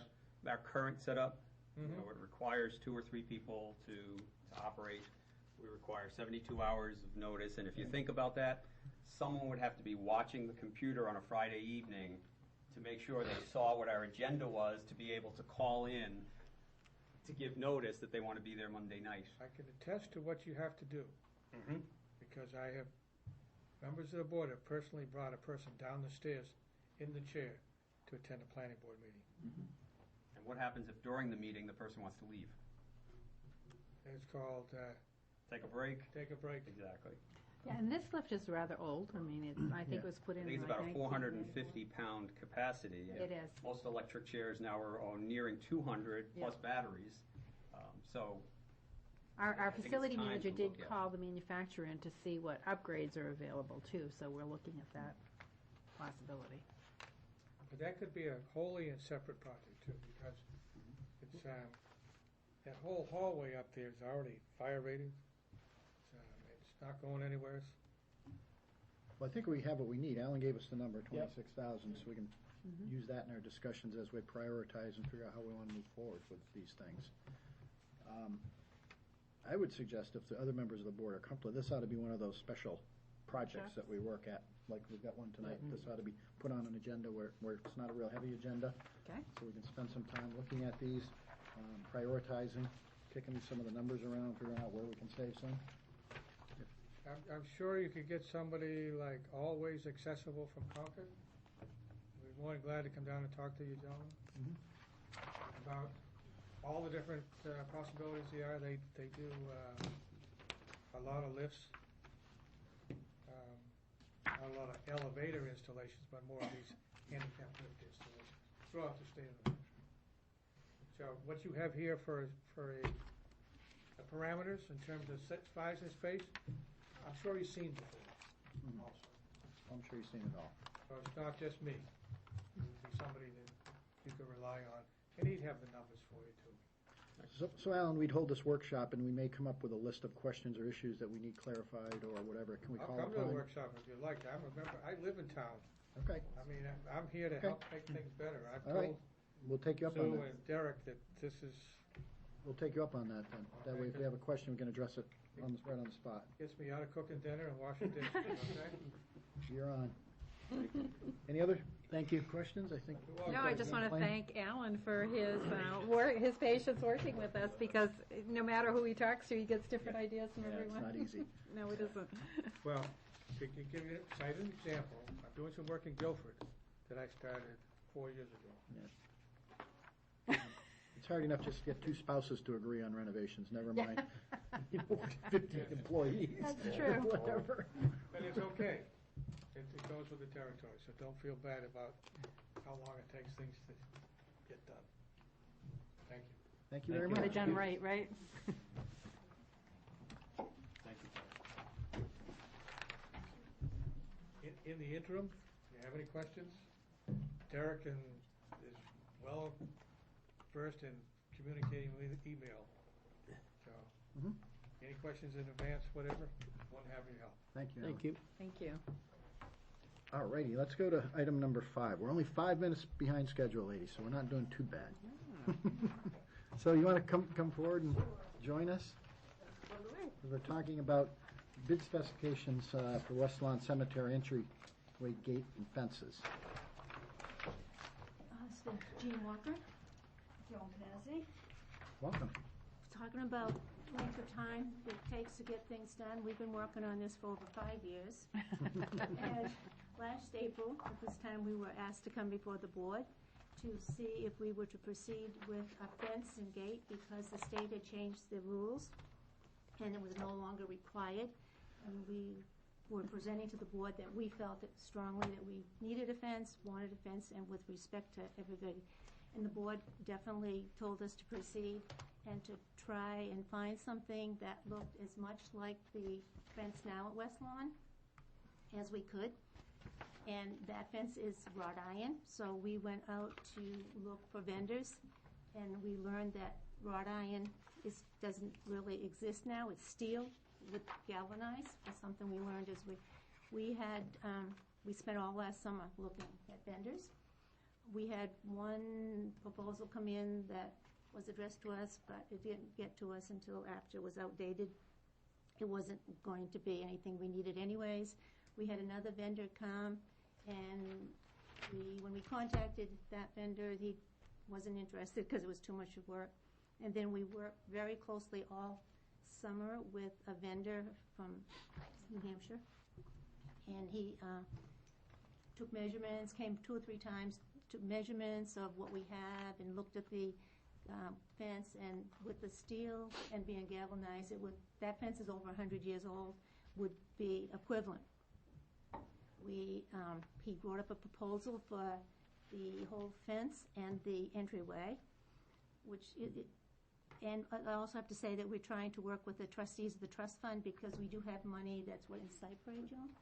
It's in Cypre now. Now, and we've been trying to get that out. It's been there since 1890.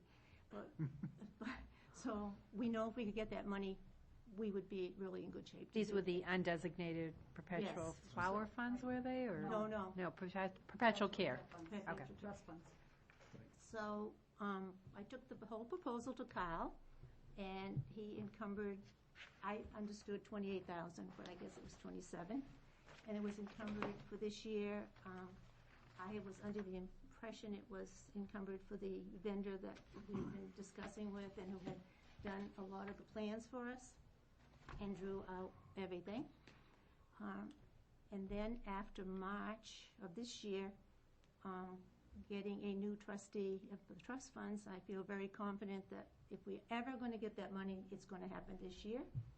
And so I called the vendor and said, we have 28,000, which is 27. What could you do for us? And he said, well, I'll get back to you. And I was very pleased that they would do the entryway with the gates, which is a big part of the cemetery. And he did a complete proposal, which I, not being engineers, we had to tell Carl anyways, because we're under DPW. So took it over to Carl to look at it and to make sure what the proposal was. And we were supposed to meet with you last week, because I guess, I'm not sure why we were supposed to meet, but I think it was to see if you people still thought we should go forward with the fence, but sometime between going forward with the fence, it was suggested that we had to go out to bid.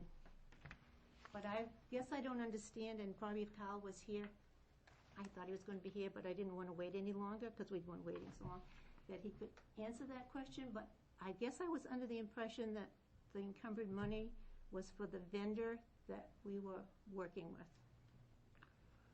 So we are here because we were told to come before the board. Let me just explain for who people may be watching on TV. Yes. The change in the statute. The statute used to require cemeteries to be fully enclosed. Yes. That's not the case anymore. So just so folks understand the issue that we're dealing with. Yeah. Right, and we originally, when we talked about a fence, because this was before that happened, that we talked about a full enclosure of the wrought iron, which is steel, fence, but then we said, okay, that's expensive. We definitely want it in the front because we want it to look really I mean, it's an entry to town, so it should look like the other side. We would do something else on the sides if needed.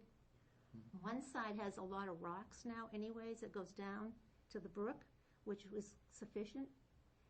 The other side right now, we have some trees and things, so what the proposal would be to, come out and just enter down to finish off.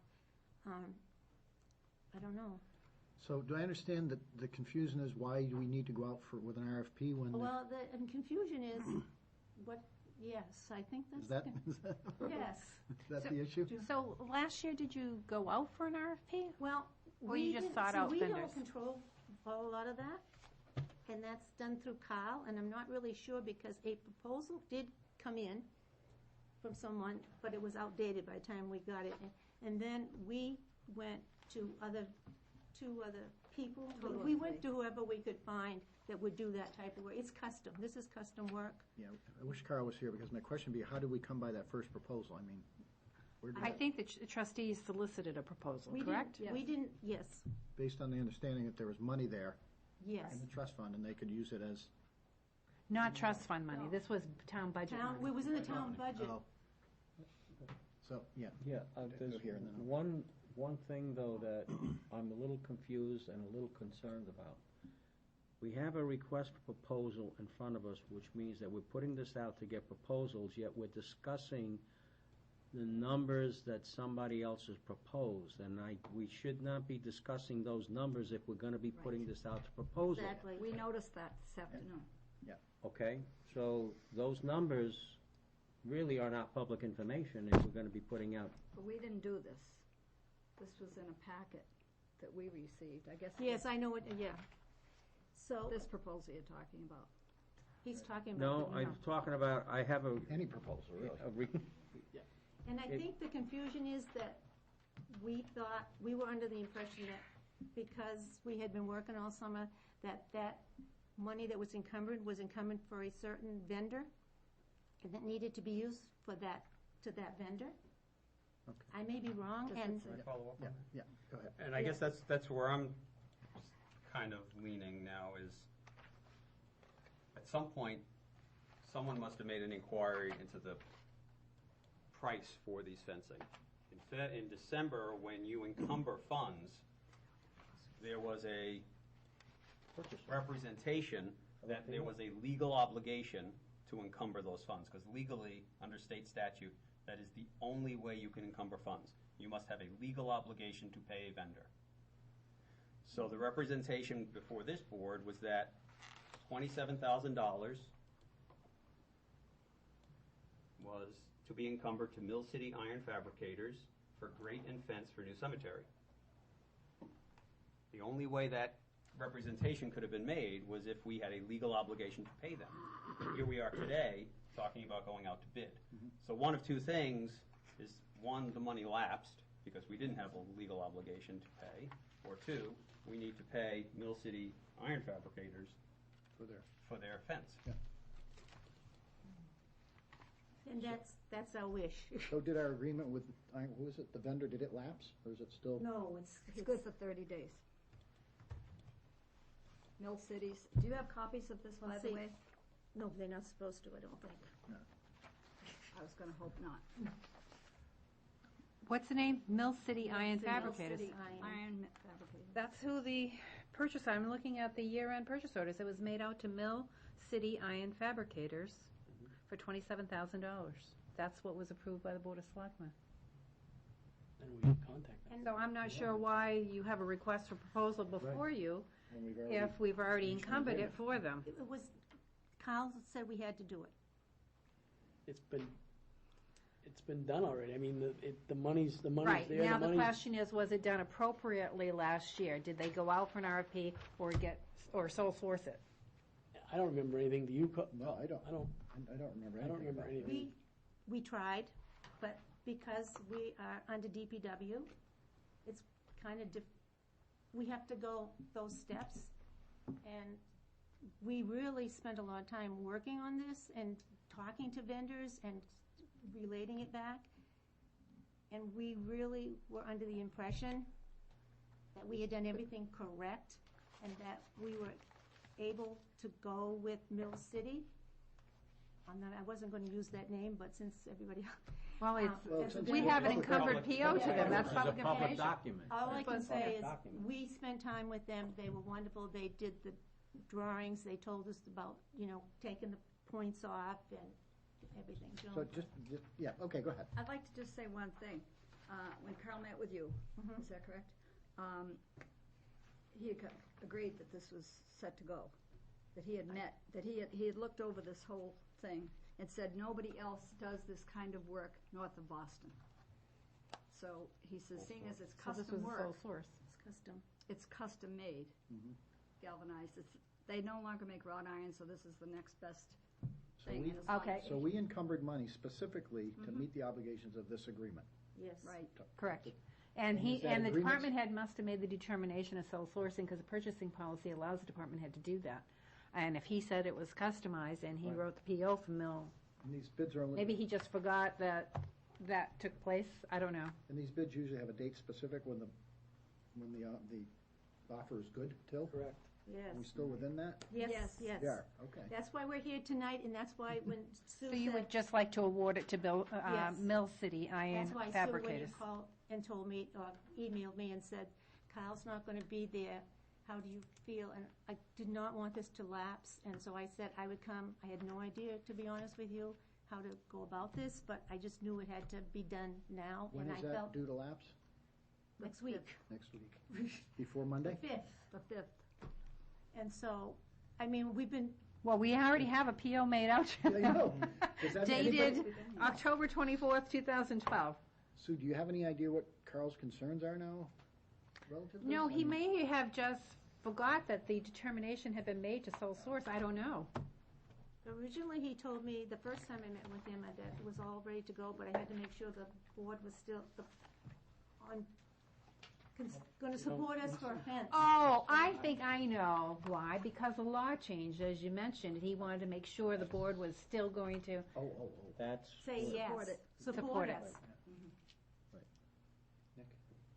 But and correct me if I'm wrong, because I remember, I was on CIP when the trustees originally came to the town with, I believe it was a 3-phase expansion project.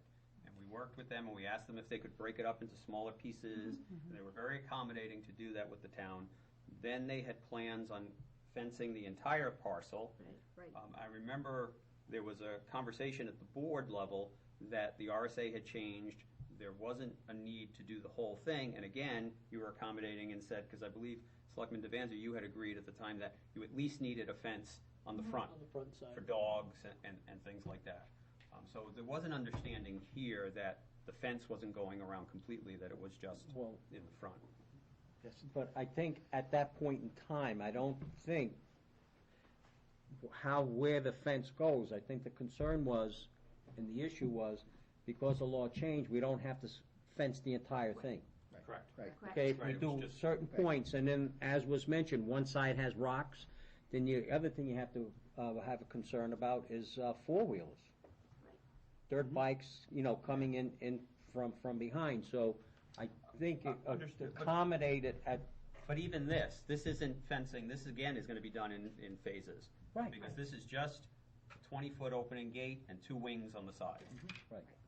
And actually, was Mill City had the idea of putting it in so that if the gates were closed, a car length inside so they could pull in to park, which I thought was a great idea. I mean, they went more than a question. We looked at all kinds of work they had done. They said they came out twice, actually, and walked us through everything, and they said they'd be even glad to present it to the board, to Carl, to anybody else. We've been over to the office, to their place, down at the Mill Yard, and the galvanization is the big thing. They said it's actually 113 years old, the one we have at West Lawn now, and we got the state Department of Corrections to come in and paint it last year, and there's just a small section left. And they said, you got 113 years out of that, you'll get 100 out of this if you galvanize it. So there isn't really that big a frontage. So, So I'm hearing the monies were encumbered. yes. We've got a vendor. For Mill We've City. accepted the vendor's. And he will do it for the price quoted, Yes, he will. and you will get your galvanized steel. Yes, we will. Carl's galvanized, Okay. yeah. And you know what I would really like? Mr. Brown, could you ever meet with the vendor if Kyle can't? Could we have somebody meet over there? I would like somebody to go with us. Yep. To meet with the vendor before we get started. And I know Kyle's really on straight with a lot of things. I mean, he might want to meet too, but we could use somebody from the board. Carl did look over this whole thing as far as specs, because we agree, we're not engineers and know what they're talking about here when it comes to types of I'm specs. glad to go with you, just give me some time, we gotta go. Well, you give us some You dates. give and us we'll- the dates. And yeah. we'll get the vendor, and I think that would be a good way to have somebody go. Kyle can meet us if he's really out straight though, I think, with a lot of things. We could have him go too, but it would be nice to have somebody else go and, Just for guidance, yeah. yeah. Because I'm not seeing that there's any action. No, needed no from action's this required board. then. Well, we It's didn't already think been there done. was until we got this. Money's already been, Well, there. I've had an We got awful the lot of person who's gonna sleepless do it. nights lately. The thing we'd really like to do is when we get this done, if we could, I brought stats today on what how much room there's left at West Lawn Cemetery. When we first proposed this 5 years ago, we were putting in 49, we're burying 49 people. We're selling 40-something lots a year over there. We sold 3 this year. It's gone from, I'd like to just hold this, I know we're holding up your meeting, but I'd like to just show you on a scale what this looks like on paper. We went from 2 sheets, this is this year's. We had a total of 3 sales in the year 2012. People are choosing to go with cremations because of the economy. I talked to the person that owns Manchester Memorial, and he has no monuments coming over here this year, which is extremely unusual. He usually has 4 or 5 coming before Memorial Day. Nothing. We've had so few burials that people are just going to crematories or getting cremations and taking them home. Now it looks like they're gonna have the liquefaction instead option of available being- to them as well. While some of the former selectmen that worked here, when we were coming in, and they were, saying you're in an emergency situation, we have 60 lots, and you're selling 50 a year Nobody's almost. died. We're now not in that emergency, and we're looking at a 2-year, and we were thinking possibly of maybe putting this in Cypre, the rest of the little bit that's left. I mean, I got Cypre because I've been working on Cypre for 6 years. We were thinking of putting it for 2 years in SIP. If we And- can't get the Cypre money. In what? If, in CIP. Oh, okay. Just in case we can't get If the, we, yeah, right. if our new trustee, the There's trust probably- fund doesn't get his money for There's us, probably close to $100,000 in there, so we wouldn't need anything else. dating back in unknown funds and perpetual care. I know, I remember Ezra started working on this. 1897. And it's been there, and I speak to Terry Knowles, this is my Bible. And I have 600, I looked today, I have 627 emails, which is quite a lot, on cemeteries. And I speak to Terry Knowles quite a bit, and if we have any questions, the trustees really don't move without talking to Terry Knowles, whether we go to a meeting or whether we go by email. And, Someone to talk to. Okay, Yeah. so, so We're it's good. not I an think you're good. emergency. You're so good we to don't go. need anything from you guys, people. You're good to go. No, you're good to go. I've just sent an email to Carl. Thank you Okay, very much. So he'll tell us how we Yeah, contact our vendor Meet and- with a vendor, meet on site, make sure everybody understands Yeah. what the expectations are. You have to develop a contract. Did he give you a contract, the vendor? Sort of, yes, I think, right, we have it. Can you I want to, give I can this- review it. Can I, yes, They can I, have- they have that. you got 2 copies? Sure. I've got 2 copies, I could give Alan one if he's going to, Sure. Yep, and we can just make, is that the actual Well, contract that's- language that's or a their good idea proposal? because of this. but inside it says it went down, Yeah, right? okay. They are actually doing us a favor, they're doing it less This is, than what. this is originally quoted here, that he would do it for $32,497, but after some begging by Jean, he got down to the 27. Negotiation. No bacon. I'm good with that. Okay, I'm thank sorry, you. this is written on, wait, Okay. wait, Make sure, here's another copy. you have another copy. We thank So- you for not, Yeah. for everything. Thank you Trust for your me. patience. And so I just want to make it clear for the record that Alan's role is going to be just to merely provide guidance relative to That's all. construction, Yeah, not to take any action. Just to, Yeah. check it up over and If we could meet with you when you meet with them at the cemetery, so we're then kind we would of, definitely go there too and set it up. Oh, yeah, We could all sure. be there. Okay. thank you very much. Yeah, thank you so much for your time. So they'll revise this to the. They revised If it you to, look inside, it's got everything. Okay. They'll say where the prices How are. many, Jean, Yes. how many trustees are there at the cemetery? 3. Okay, so if the 2 of you meet with Selectman Brown, that's going to constitute a meeting. Yeah, just post it as a meeting, a working meeting at the cemetery. Oh, if we meet at the Two. cemetery. Give me a call, help you with that Trustees when you Have a date and a time. constitutes a quorum. Anytime 2 a quorum is together, it constitutes a meeting. Oh, okay. And minutes need to be taken, it needs to be posted. Okay, So that okay, you thank know. you. So are you pretty much free if I speak to the vet? Yep, Okay, I'll I'll get a get- couple of dates. Yep. Okay, thank you so much. All right. You're welcome. thank you very much. Thank you. All of you. Night. Nick had, you had a comment? Yeah, I just have a question, and it was only because I was looking at the encumbrances for this, and I actually pulled up the sheet. In looking at the road plan, all of the roads on 2013's road plan were listed in the RFP that went out for Continental. That Continental was awarded. But we have an encumbrance of $361,000 to Brock's. So can we confirm that Brock's is in fact doing $361,000 worth of pavement? Yeah, that's Because not it in- was- that's This was not the in Weir course? Continental. Correct, but like today Continental was doing the Ware course Oh, on Dunbar Road. okay. But that money is encumbered to Brock's Industry. And one other. There was also an encumbrance to John Neville for Uncanonic Dam repairs. And I don't believe we've even gotten to that point because of the study revealed that the Where there's some- repairs were going What was to the be encumbrance amount? $10,500.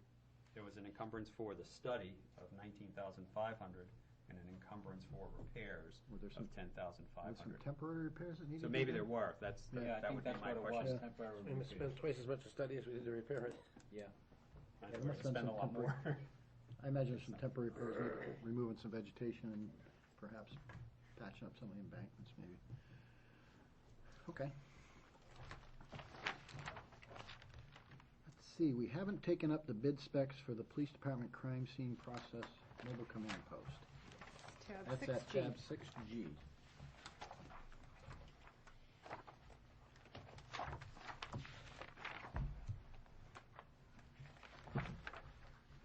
Who can speak to this?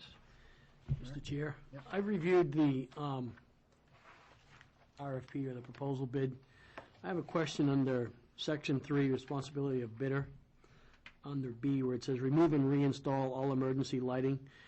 I would like to know if we could ask the chief or get a price for all new lighting. I know it's rather expensive. I'm pretty familiar with that vehicle that is currently in service now. There's a lot of older lights. The lights have been in since 1989. A lot of the lights have had issues. They're an older strobe type compared to the LED lights that are out here today. I'm probably going to go on the limb and say if you were to look at the price of the new lights versus taking the old lights out and put everything, back with the price of the labor and the price of remounting everything, I think if we did it once under new lights, with the new LED style that's out there, I think we might save money or be very close to where we're at now. And I think he'd be way much more advanced and much better off. Current technology. Yeah. The only thing is, unless these were replaced recently, that might be the reason. That's a possibility. Yeah, but I'll even find out. even if they were still replaced recently, Phil, it's old technology. It's strobes, and I mean today LED, high intensity LEDs. I mean, if you go with the 700 series style, which is a high intensity strobe, I mean we're replacing all the lights in the fire service. We're getting away from the strobes, going to this newer light, and it's a much better light.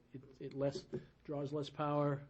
They last, a lifetime, an eternity compared to the strobes as well. If you had to compare the repairs for strobes versus LEDs, we'd be saving a lot of money in the long run. LEDs are worth the money if you buy them, there's no question.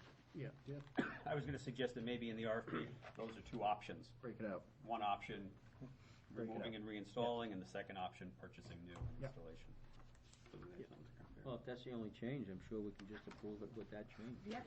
I mean, that's my only concern. I mean, I'd like to, his police force now, all his cruisers all have LEDs on them.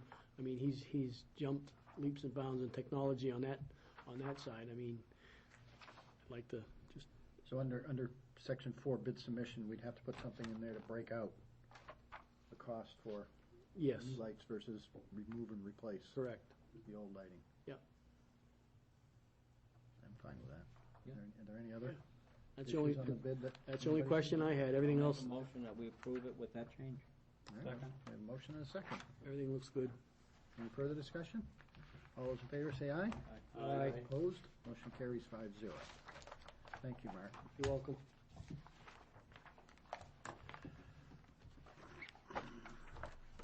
So we'll just basically say to breaking it out, Right. remove and replace the existing lights versus Yep, two options. installing new lights. Two options, yep. All right. So that brings us to the selectmen discussion portion of new business. I think the first thing in the new business, we had talked a little bit about what we're going to do as far as summer holidays and recessing for the summer. I think the suggestion was that we not meet the week of July 4th and we not meet Labor Day. And Memorial Day. Memorial Day weekend. And Memorial Day. 27th as well. That sounds reasonable to me. Yeah, we usually don't. We okay with that? Sue? All set with that? Let me just check Everybody's in my agreement? calendar Yeah, here. Works. By the month. All right, other new business. Anyone has they want to bring up? Sue, do we want to bring up, can we bring it up about I-293 with having them? Yes, with the presentation is going Yes. to be May 20th. Yep, May 20th. At 7 p.m., and there will be someone from DOT and VHB. Correct. Consultant, Right here? right here. We will invite the planning board and EDC. And we have also, at the request of an EDC member, invited Senator D'Alessandro, and he said he would be here Oh, good, very good. for that. Yep, good. We blocked out, what, an hour's worth of time, correct? Yes. Okay. 7 to 8. Yep. If you have to go longer, you can go longer. That's May 20th at 7 p.m. Mhm. Right here. Great. Other new business. All right, how about old business? Members like to bring forward any old business? No, I did you? have a couple things. The MIA chair, POW MIA chair. I spoke with Kent Nolan. I met with him here The plan is to hopefully, if the corner is completed, to have an enlarged photo of the chair on on foam board, on an easel, so that during the parade, when they do their presentation from the stairs, it would be just a matter of having that large blow-up photo there, and they'll mention that the chair is there and invite the public at some point to stop in and to see it. During normal business hours? During normal Yeah. business hours, Okay. yeah. A couple of things. I attempted to reach Mr. McGuigan. He is on vacation this week. He's going to call me next week when he gets back. It's just the stanchions and the velvet rope, which I had emailed some information on that. The chair itself needs to be refinished, but that doesn't necessarily need to be done prior to that dedication. By refinishing, you mean repainted? Repainted. Yeah, because it doesn't have any fabric on it, does it? No, it's just a lacquer, black lacquer type finish. But we would still need the stanchions, the one or two stanchions, and the velvet rope, the plaque. There is also, I'm looking now, there is an MIA, a POW MIA chair cover. It just goes over the top of the chair, which has that logo. I haven't been able to find anything that looks big enough or style that would fit that chair, so we may have to just purchase the standard and alter it. Yeah. Which It's chair about is it? It's one of the old wooden Black colonial chairs. Captain's style chair. captain's style chair. From where were they, where is it They've from? there's 4 in Town Hall. There's one There's outside one outside the clerk's room, and there's one down in the corner there, in the front. You can see it anyway out. Nobody will be sitting in this chair, right? No. No. No, that's what the velvet Well, ropes are for. no, I understand. I was just wondering because you mentioned the size to find something. Would one of the chairs that we were just discussing be appropriate? I don't know. It's not. Or The ones at Grassmere? Oh, I haven't seen, I don't know what They're Bobacks. They're like Windsor chairs. but even that, every cover that I have seen is designed to go over a folding chair or a fairly small back chair, so Okay, gotcha. we would probably have to have it customized for that as well. Yeah, because, right, okay. So I just wanted to get a feel of where we were, I guess with the stanchions and velvet ropes, just so we Stanchions, can I've been have- meaning to get over to that surplus office furniture, call them and see if they have any in stock, because they're not cheap. How about in local banks? I mean, they use those a lot. I mean, that they have some that they aren't using and. Theaters. Theaters, yeah. You know? They all have those. Do we have any over at ribbon style. The old Mass Road at the bank that closed? Or do they take them with them? Oh, I don't know. Well, I that's bet one, you they 'cause had the more modern ones, the We're gonna- pull-outs. We're gonna be there. Very hard to find. Yeah. Yeah, those like the old theater types, Yeah. the velvet ones. Hmm. Something you find like on Craigslist. So, seems to be coming together and be ready to go. It's not that far off anymore. No, it isn't. And the other question is, do we want to seek a donation for the plaque, or do we want to just purchase a plaque for the wall? Fairly I mean, simple. Yeah, I'd just be comfortable just purchasing it and keep it simple. That plaque, you probably saw the plaque that's in Yes. your room right now. That was $50. How much, 50? Only $50, yeah. That's Keep fine. it simple. Yep. Sounds great. I'll work with Sue. So we need Sue. that, their logo for the plaque? Yeah, and one in the photo that Mr. McGuigan had provided us, there is what it says in the logo. Okay. And he may know places that have already done them Yeah. for his Mhm. others, so maybe he could give us a tip on where they've done them before. Great. Other items of old business? Just one quick thing. Sure.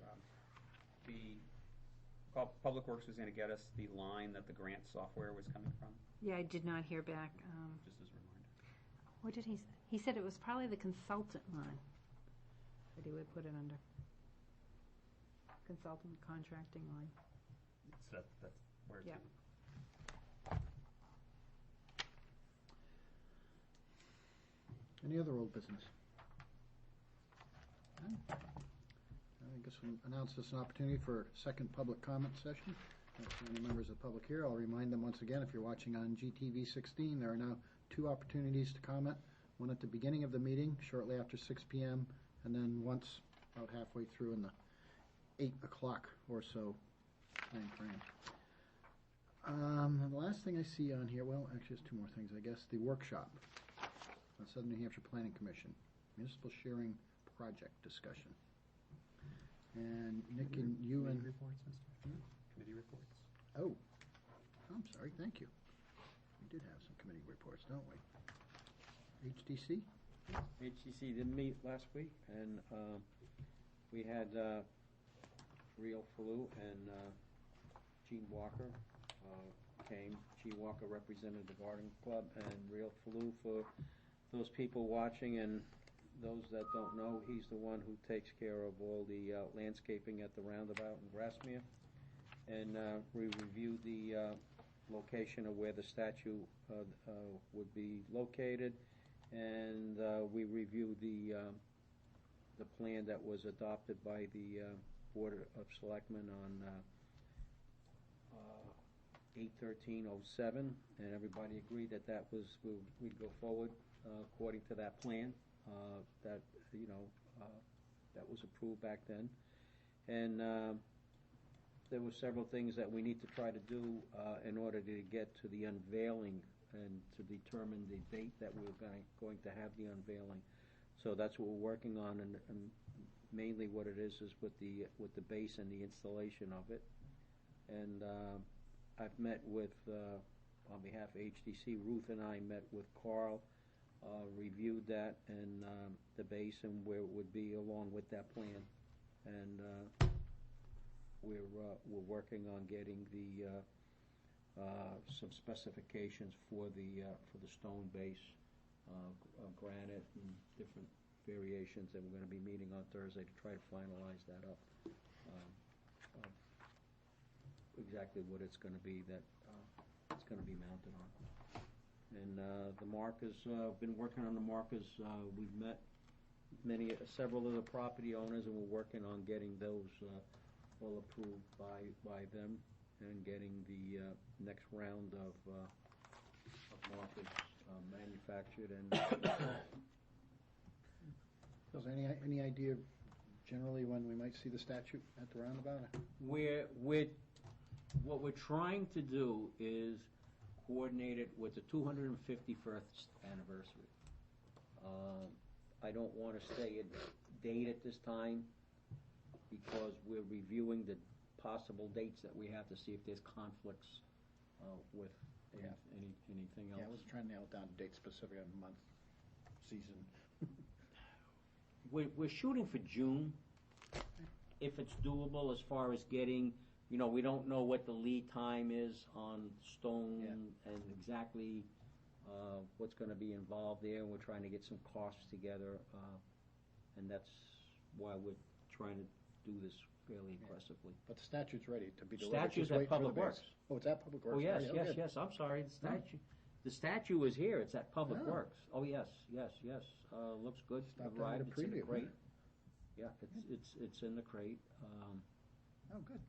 And there's the way it's mounted and the way you have to be careful on the way it's lifted, because it has to come through, and he's got the little but on the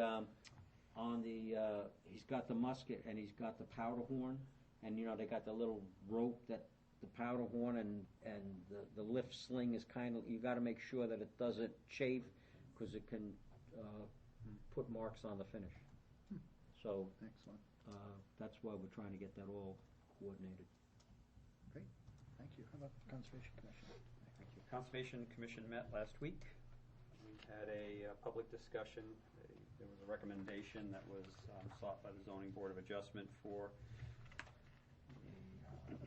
map 7, lot 71-5 on Parsons Drive. The owner is seeking a variance to have a deck and stairs that will encroach 10 feet into the required 50-foot setback. The Conservation Commission did not have any concerns with the deck itself because there's already a paved patio that comes out even further, or as far as the wooden deck and stairs will.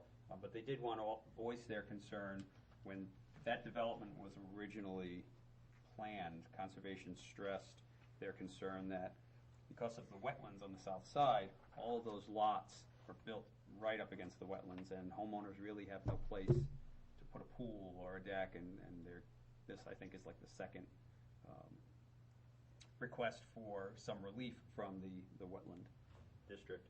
So they just wanted the planning board and the zoning board to keep that in mind going forward as they look at these developments, that they make sure they insist on enough room for the families to grow, as they live in their homes.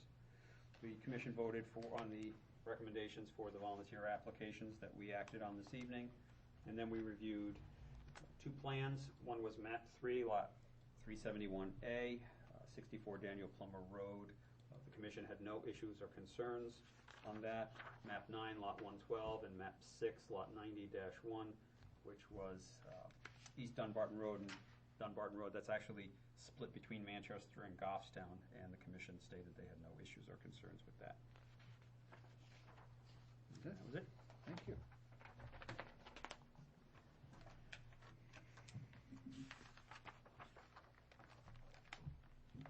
Now, I guess that brings us to the workshop item on the agenda, which is tab number 9.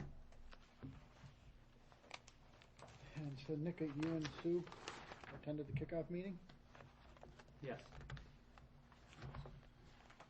Very interesting. Sue, did you want to? What's the gist of the meeting? The gist of the meeting was to look at what communities are doing now and if we could improve upon that in terms of sharing. We're all doing more with less, and how can we maximize the use of taxpayer money by either sharing equipment, doing joint purchasing, regionalization. They were members of several different communities, and the Hillsborough County Commissioner was there, one of them. So there was a general discussion on sharing of services and resources to, again, get the biggest bang for our buck. They looked at, and the PowerPoint was really difficult to read. It's so small, so I emailed it to you. But they were looking at what are some of the things that get in the way of us sharing. And if I can get to that slide. If you would, if you'd like, I have them. Oh, right here. okay. The top 10 impediments as to what prevents communities, and I thought it was right to the point. Local control, they don't want to relinquish control, communities. Parochial attitudes, turf wars, territorialism. That's not how we do things here. Preference for the status quo. Potential poor communication between towns. Mindset of selectmen. Governing bodies tend to disagree. Lack of trust between neighboring municipalities. Neighboring towns' needs and wants are very different. One fees are dwarfed by the other, big town, small town type balance. Small towns have little to no infrastructure to provide in the agreement, little or nothing to share with the large community next door. Differences between municipalities based on geography, and that was more geared towards the North Country. Setup costs, manpower and resources needed to research the possibilities. Who's in charge after the agreement is reached? Sharing the burdens, oversight, ownership. Are all towns benefiting equally? Who gets to use what and when you're talking about public works, purchasing one piece of equipment and sharing it with others? Or Who's responsible for the repairs? Who's responsible for the repairs? Who gets to use the grader first? Employee issues, benefits, contracts, union agreements. How are employee costs split if you're sharing employees? So it's not like people aren't looking at sharing. It's just that there are some budgets. We may be on a fiscal year. Somebody else may be on a calendar year. Trying to coordinate with the school district, we see that. Yeah. Their fiscal, we're on a calendar year. Role models need more examples of success. So I thought it was very good that they pointed out those impediments to doing sharing. My hope is that they'll give us some strategies on how to overcome those impediments. And one thing they didn't mention I thought of afterwards was purchasing policies. Every town has a different purchasing policy. So you'd have to kind of get those all to align, so if you wanted to do joint purchasing. Well, those are some significant issues. I mean, what, did you now talk about next steps to try and? Well, the first step is what's in your packet at tab 9 is setting your goals. And they said, take this back to your communities, and what are your community's goals? One thing that I thought that, but I don't know if there's anyone around us that would want to share in it, and if we would get a better price doing that, was, you know, how every 5 years, every community has to do a listen and measure. We contract out for that. Could we get a better price if we shared that with other communities? So you came out of this meeting with this homework assignment. Yes, this is our homework assignment, to bring this back to the board. One thing, though, with that, every town has to have it in the budget. Right. I mean, if one town doesn't get that budget approved, that could affect it. That's true. So there are issues. Yeah.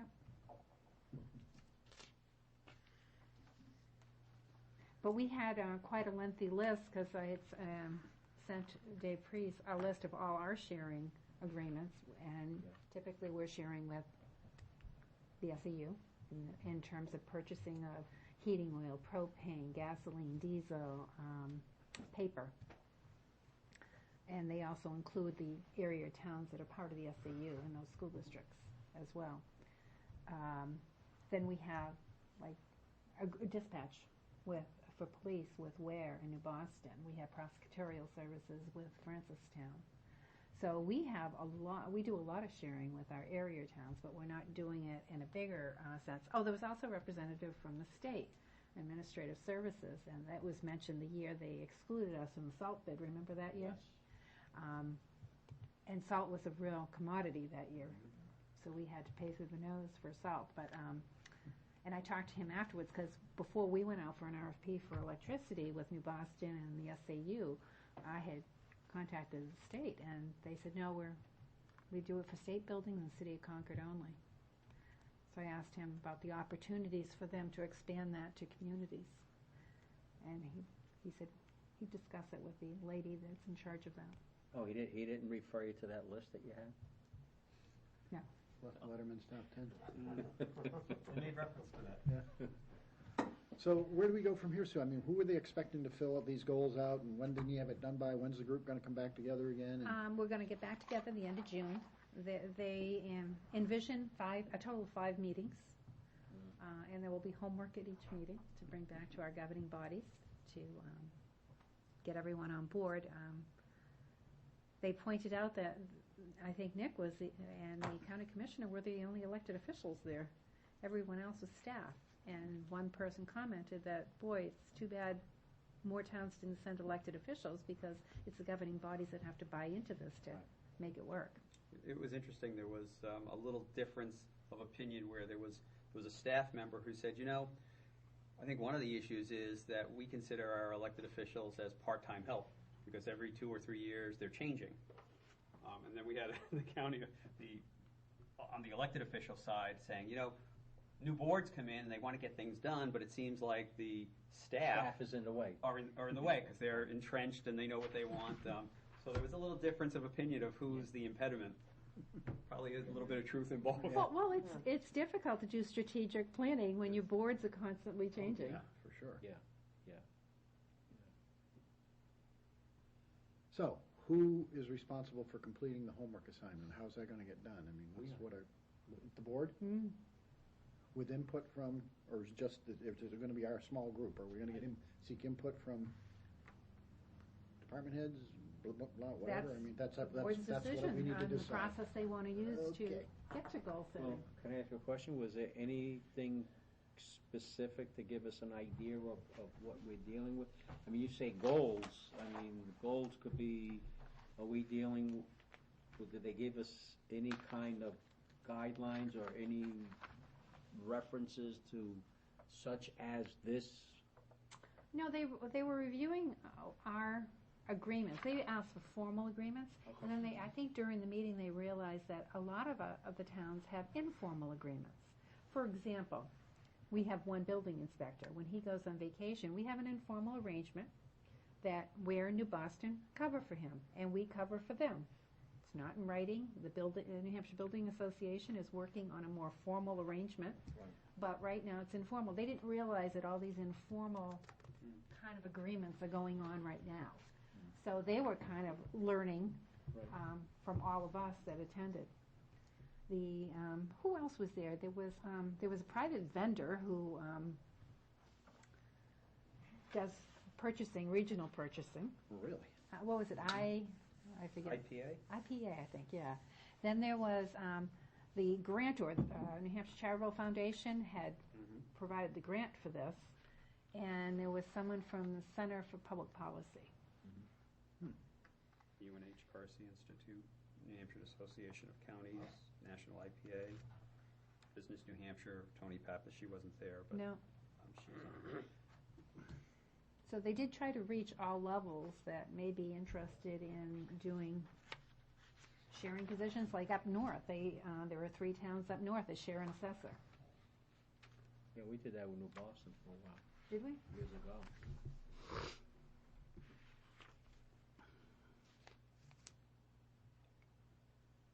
Well, okay.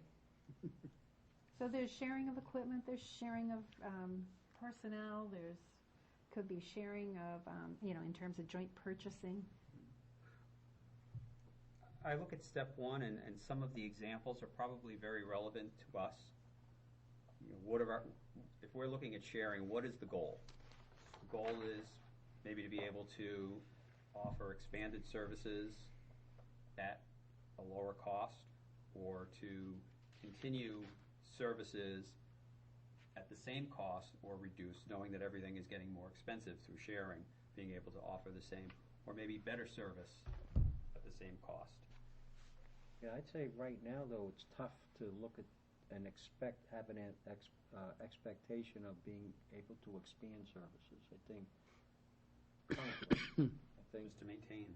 yeah, one goal would seem to me is to try to maintain what we serve, what we provide.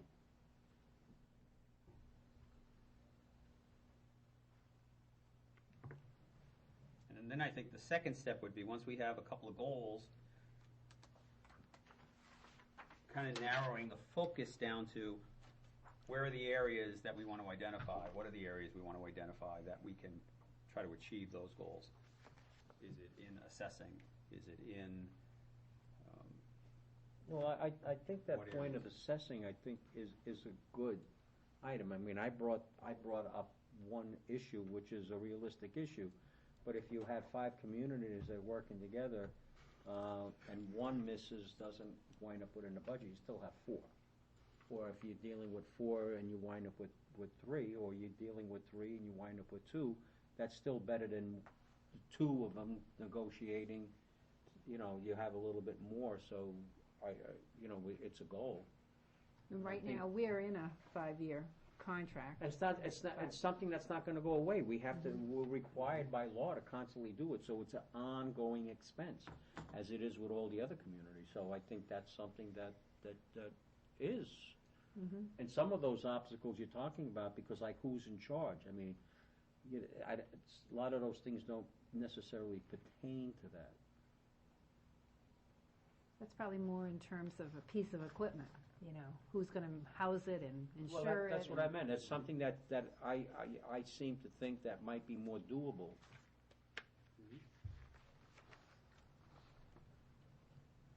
Reduce the cost of cleaning streets. We currently contract out with a vendor, but we did have an agreement with Manchester to use their vacuum, so maybe we could explore sharing, whereas we would contract with the city of Manchester versus with a private contractor, and it may be more cost effective if we did it with a Bedford and somebody else that may be subject to the new MS4 Yeah, requirements. like we are still accepting Manchester, the commercial district, their recyclables through an agreement. Right. So I didn't even put that one on our list, and we had. There are quite a few. few when you think about it. It's There something we just forget about. I mean, we just. And we also do the plate glass for area communities, and we get to keep. Right, on the recyclables. And we also had the household hazardous waste, which was. Yeah, we allow the non-residents to come in at a certain fee. Right. That's what the state. Yeah. So we do. I mean, the more you think about it, the more we do it. Yeah, and some are formal and some are less formal. Right. Well, what else? Maybe that's one of the things to look at. Just get a list of our resources now, or that we're sharing, or using from other places. Maybe we should compile a comprehensive list. That's a good place to start.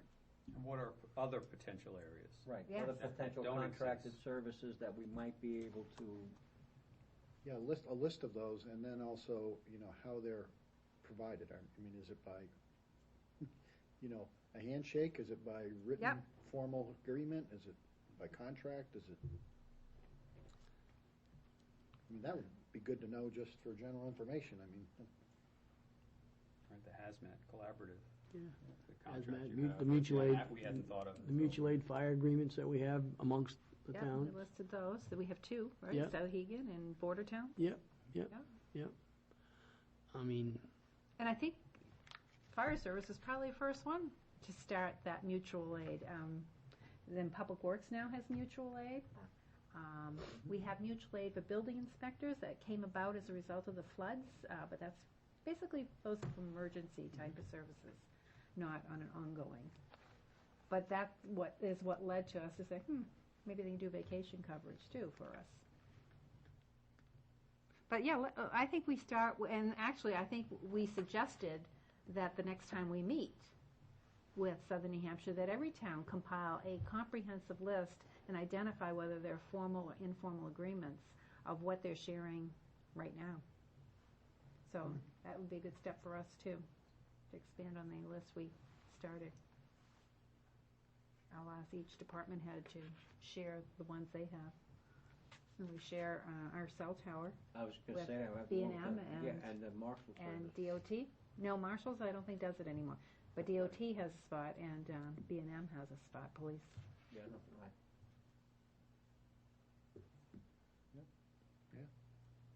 Yeah, I think a comprehensive list is a good place to start. And you heard some tonight. Yep. Our agreements with the school for Yep. facilities. Yep. Those are more formal. Okay.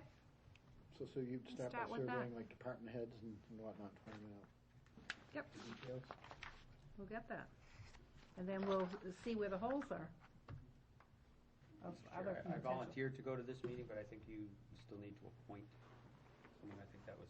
Yes, you Oh, that's volunteered. I volunteered That's to go right, and yeah, bring yeah. back Yes. information. And Well, let's just appoint them. I'd be glad to do it.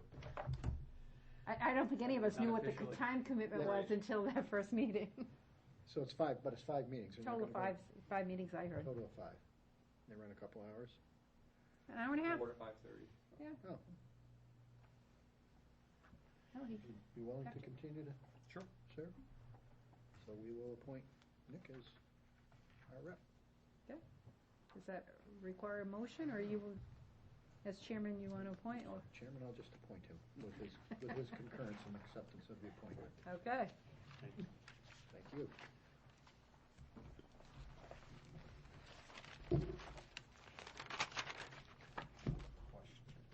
Yes. We have a couple of non-public items, but one of them relates to our discussion with Carl last week on the coalition, which I don't really know if that's. Is that in there? Yeah, that is in there. I don't know if that was included.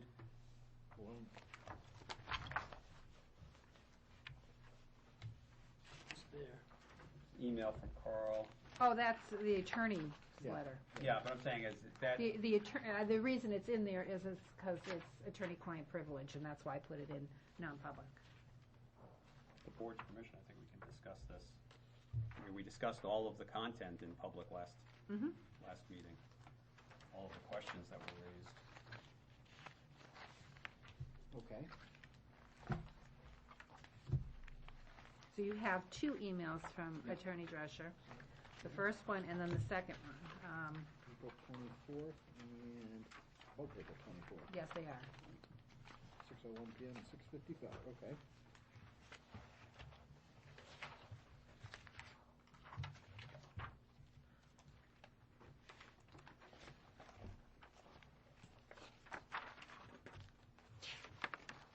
Yeah, if I can, I think on that, I think it's a good idea if Attorney Drescher and Attorney Felton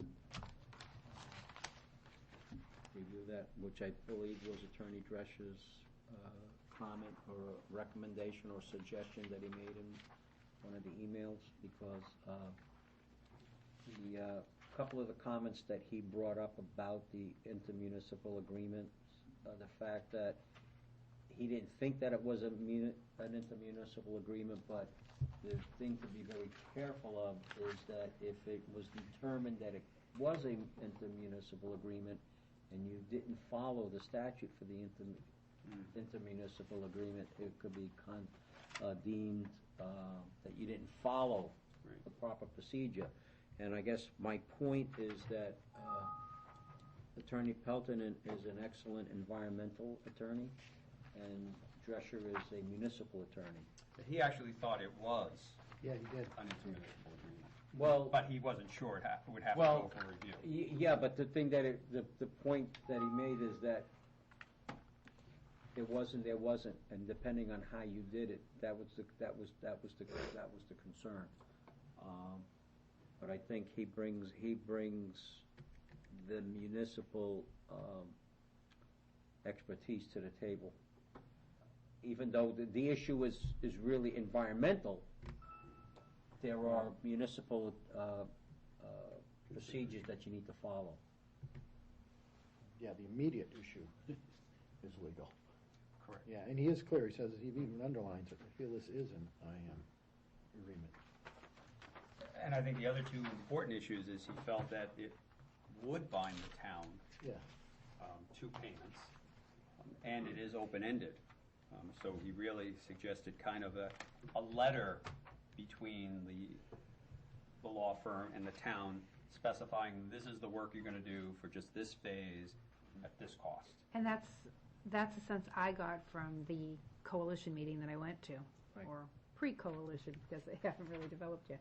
But that's the sense everyone had given, that they wanted to just sign on a letter of engagement with the attorneys for their share and like cap it not to exceed until we know how many communities are participating.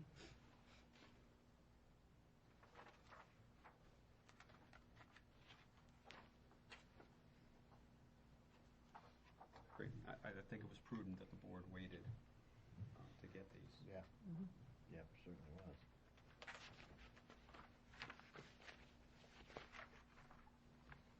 I think that's what he's working on now, Carl, to, one, identify how many communities want to be involved with this, and then find out what everyone's fair share would be, and then do letters of engagement with the attorney. There was another meeting last week at BES.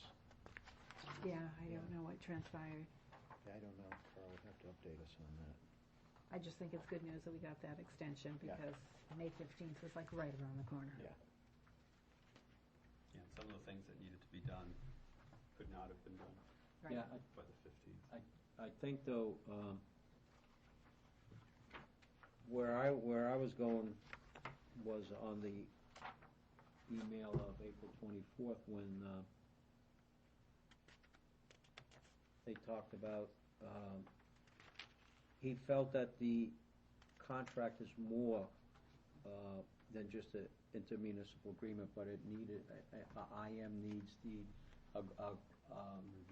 review and approval of the AG. And if you don't get the approval of the AG, even though you're not considering it a IM, if it's deemed later on down the road that it was an IM and that it is an IM and that you didn't get the Attorney General's approval, then it would be void because you didn't follow the so regardless of whether it is or it isn't, you should get the Attorney General's approval of is where he was coming from.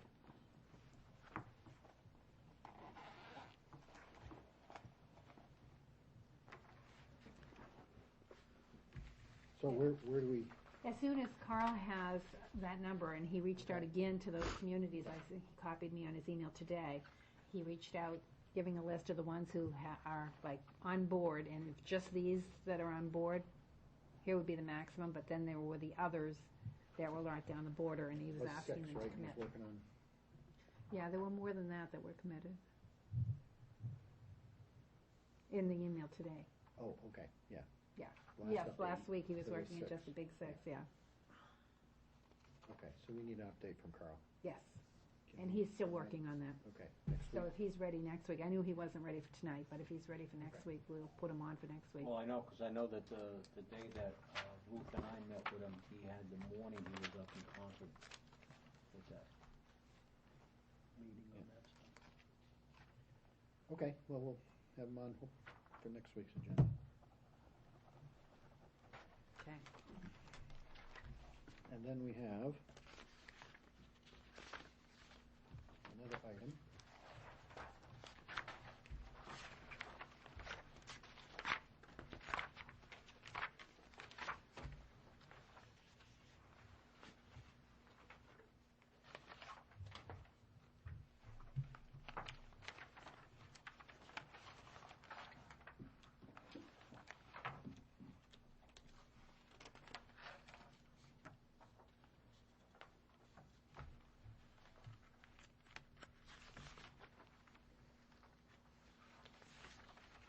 What do we need to do with this, Sue? Which one? The letter from the police PD? That was simply his response to the board. It's just for information. Mhm. Did we already see this? Is this No. a copy of? No, this is brand new. I thought. No, it's dated March 27th. I seem to remember reading this. It looks familiar. Look back. Yeah, it is dated March 27th. This was the same thing that we had. This is all I received in response to what we sent. I will ask him.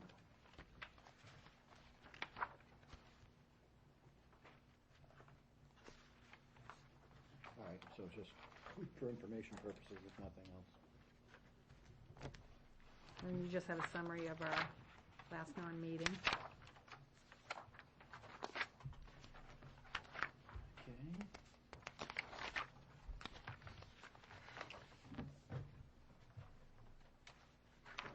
Okay. Sheriff, could we schedule the easement issue next week with Carl? I'm not sure if it, The one that's in here? yeah, I'm not sure if that portion, if it's held just to that, if that portion needs to be non-public, because it really just Right. deals with. The document that's public record. Yeah, exactly. Yeah. It'd be tough to discuss that without him. Yeah. All right. So Carl's on next week for MS four update and easement issue. And the year-end encumbrances that you had questions on two of his. Yeah, he can answer that Okay. via email. I don't think that needs an agenda item. That's- Okay. No, I don't think All right. Any other business? And he'll probably have a charter for the CMAC steering committee, because I know he is working on that too. Be busy next week. Yeah. Sue, do you know who's in charge of the flagpole at the roundabout? Flag's been missing now for about 3 weeks to a month. That's correct, but it's volunteers that take care of Oh. that. Okay. And that issue has been raised to me before, and so I confirmed that, because citizens have noticed the same thing At the roundabout? at the Wallace Road. Oh. So I send out an email every time I get an inquiry. But overall, it's volunteers. Somebody need to buy a flag? I don't know. No, But I have it's- observed the same. There's no light there, There's so no it has light to there, come so it has to come up down and every- down every day. What I was gonna ask is, there was conduit laid under the road from the Yep. center of the roundabout Yeah. to, we touch base with public service. I know they won't donate their services. What they will do, however, is if we had volunteers do the wiring and run it to the pole, they would donate to the town. They would make a donation of a set amount. They can't donate their services. In other words, they can't have linesmen come out and. Right, it's against PUC regulations. Exactly. So maybe we can investigate what the cost would be to get a light there, so then we can put a flagpole up and leave it. Can we mount a light on one of the telephone poles in the area down on the? Well, I think there was a concern with, the neighbors, and originally the idea was to just have a small, low voltage Shining up. straight up to the flag, so that was the only, you didn't get a lot of ambient. And why didn't we pursue that? I mean, the conduit's there, right? Well, we had someone running, taking the flag up and down, so it really Is wasn't. the flagpole there? Yeah. Yes. Why can't we get just a solar light put on top of it and just let it shine on it? That was brought up as Pretty easy well. to use. Most of the lights don't last the whole evening, and if you have a couple of cloudy days, so again, you have the concern where the flag is up and there's no light. But if you can find a good solar Some of the light, ones with the LEDs, they last quite a while. I mean, that would obviously be the Looking most at it. cost-effective way to do it. put it on the pole right on the top, and they get the Just shining down.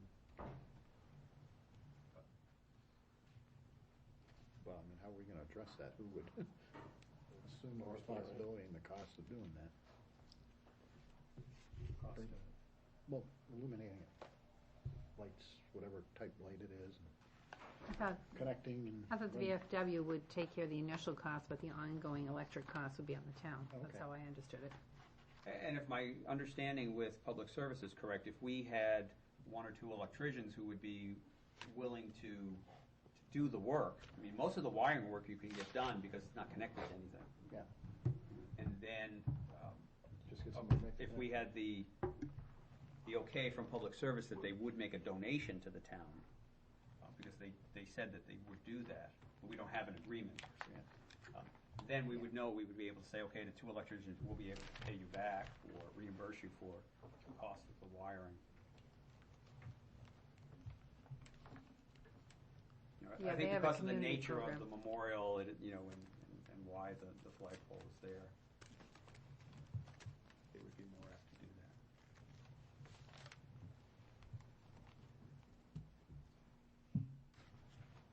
So, Then he just takes making I'll, contact. I'll contact public service.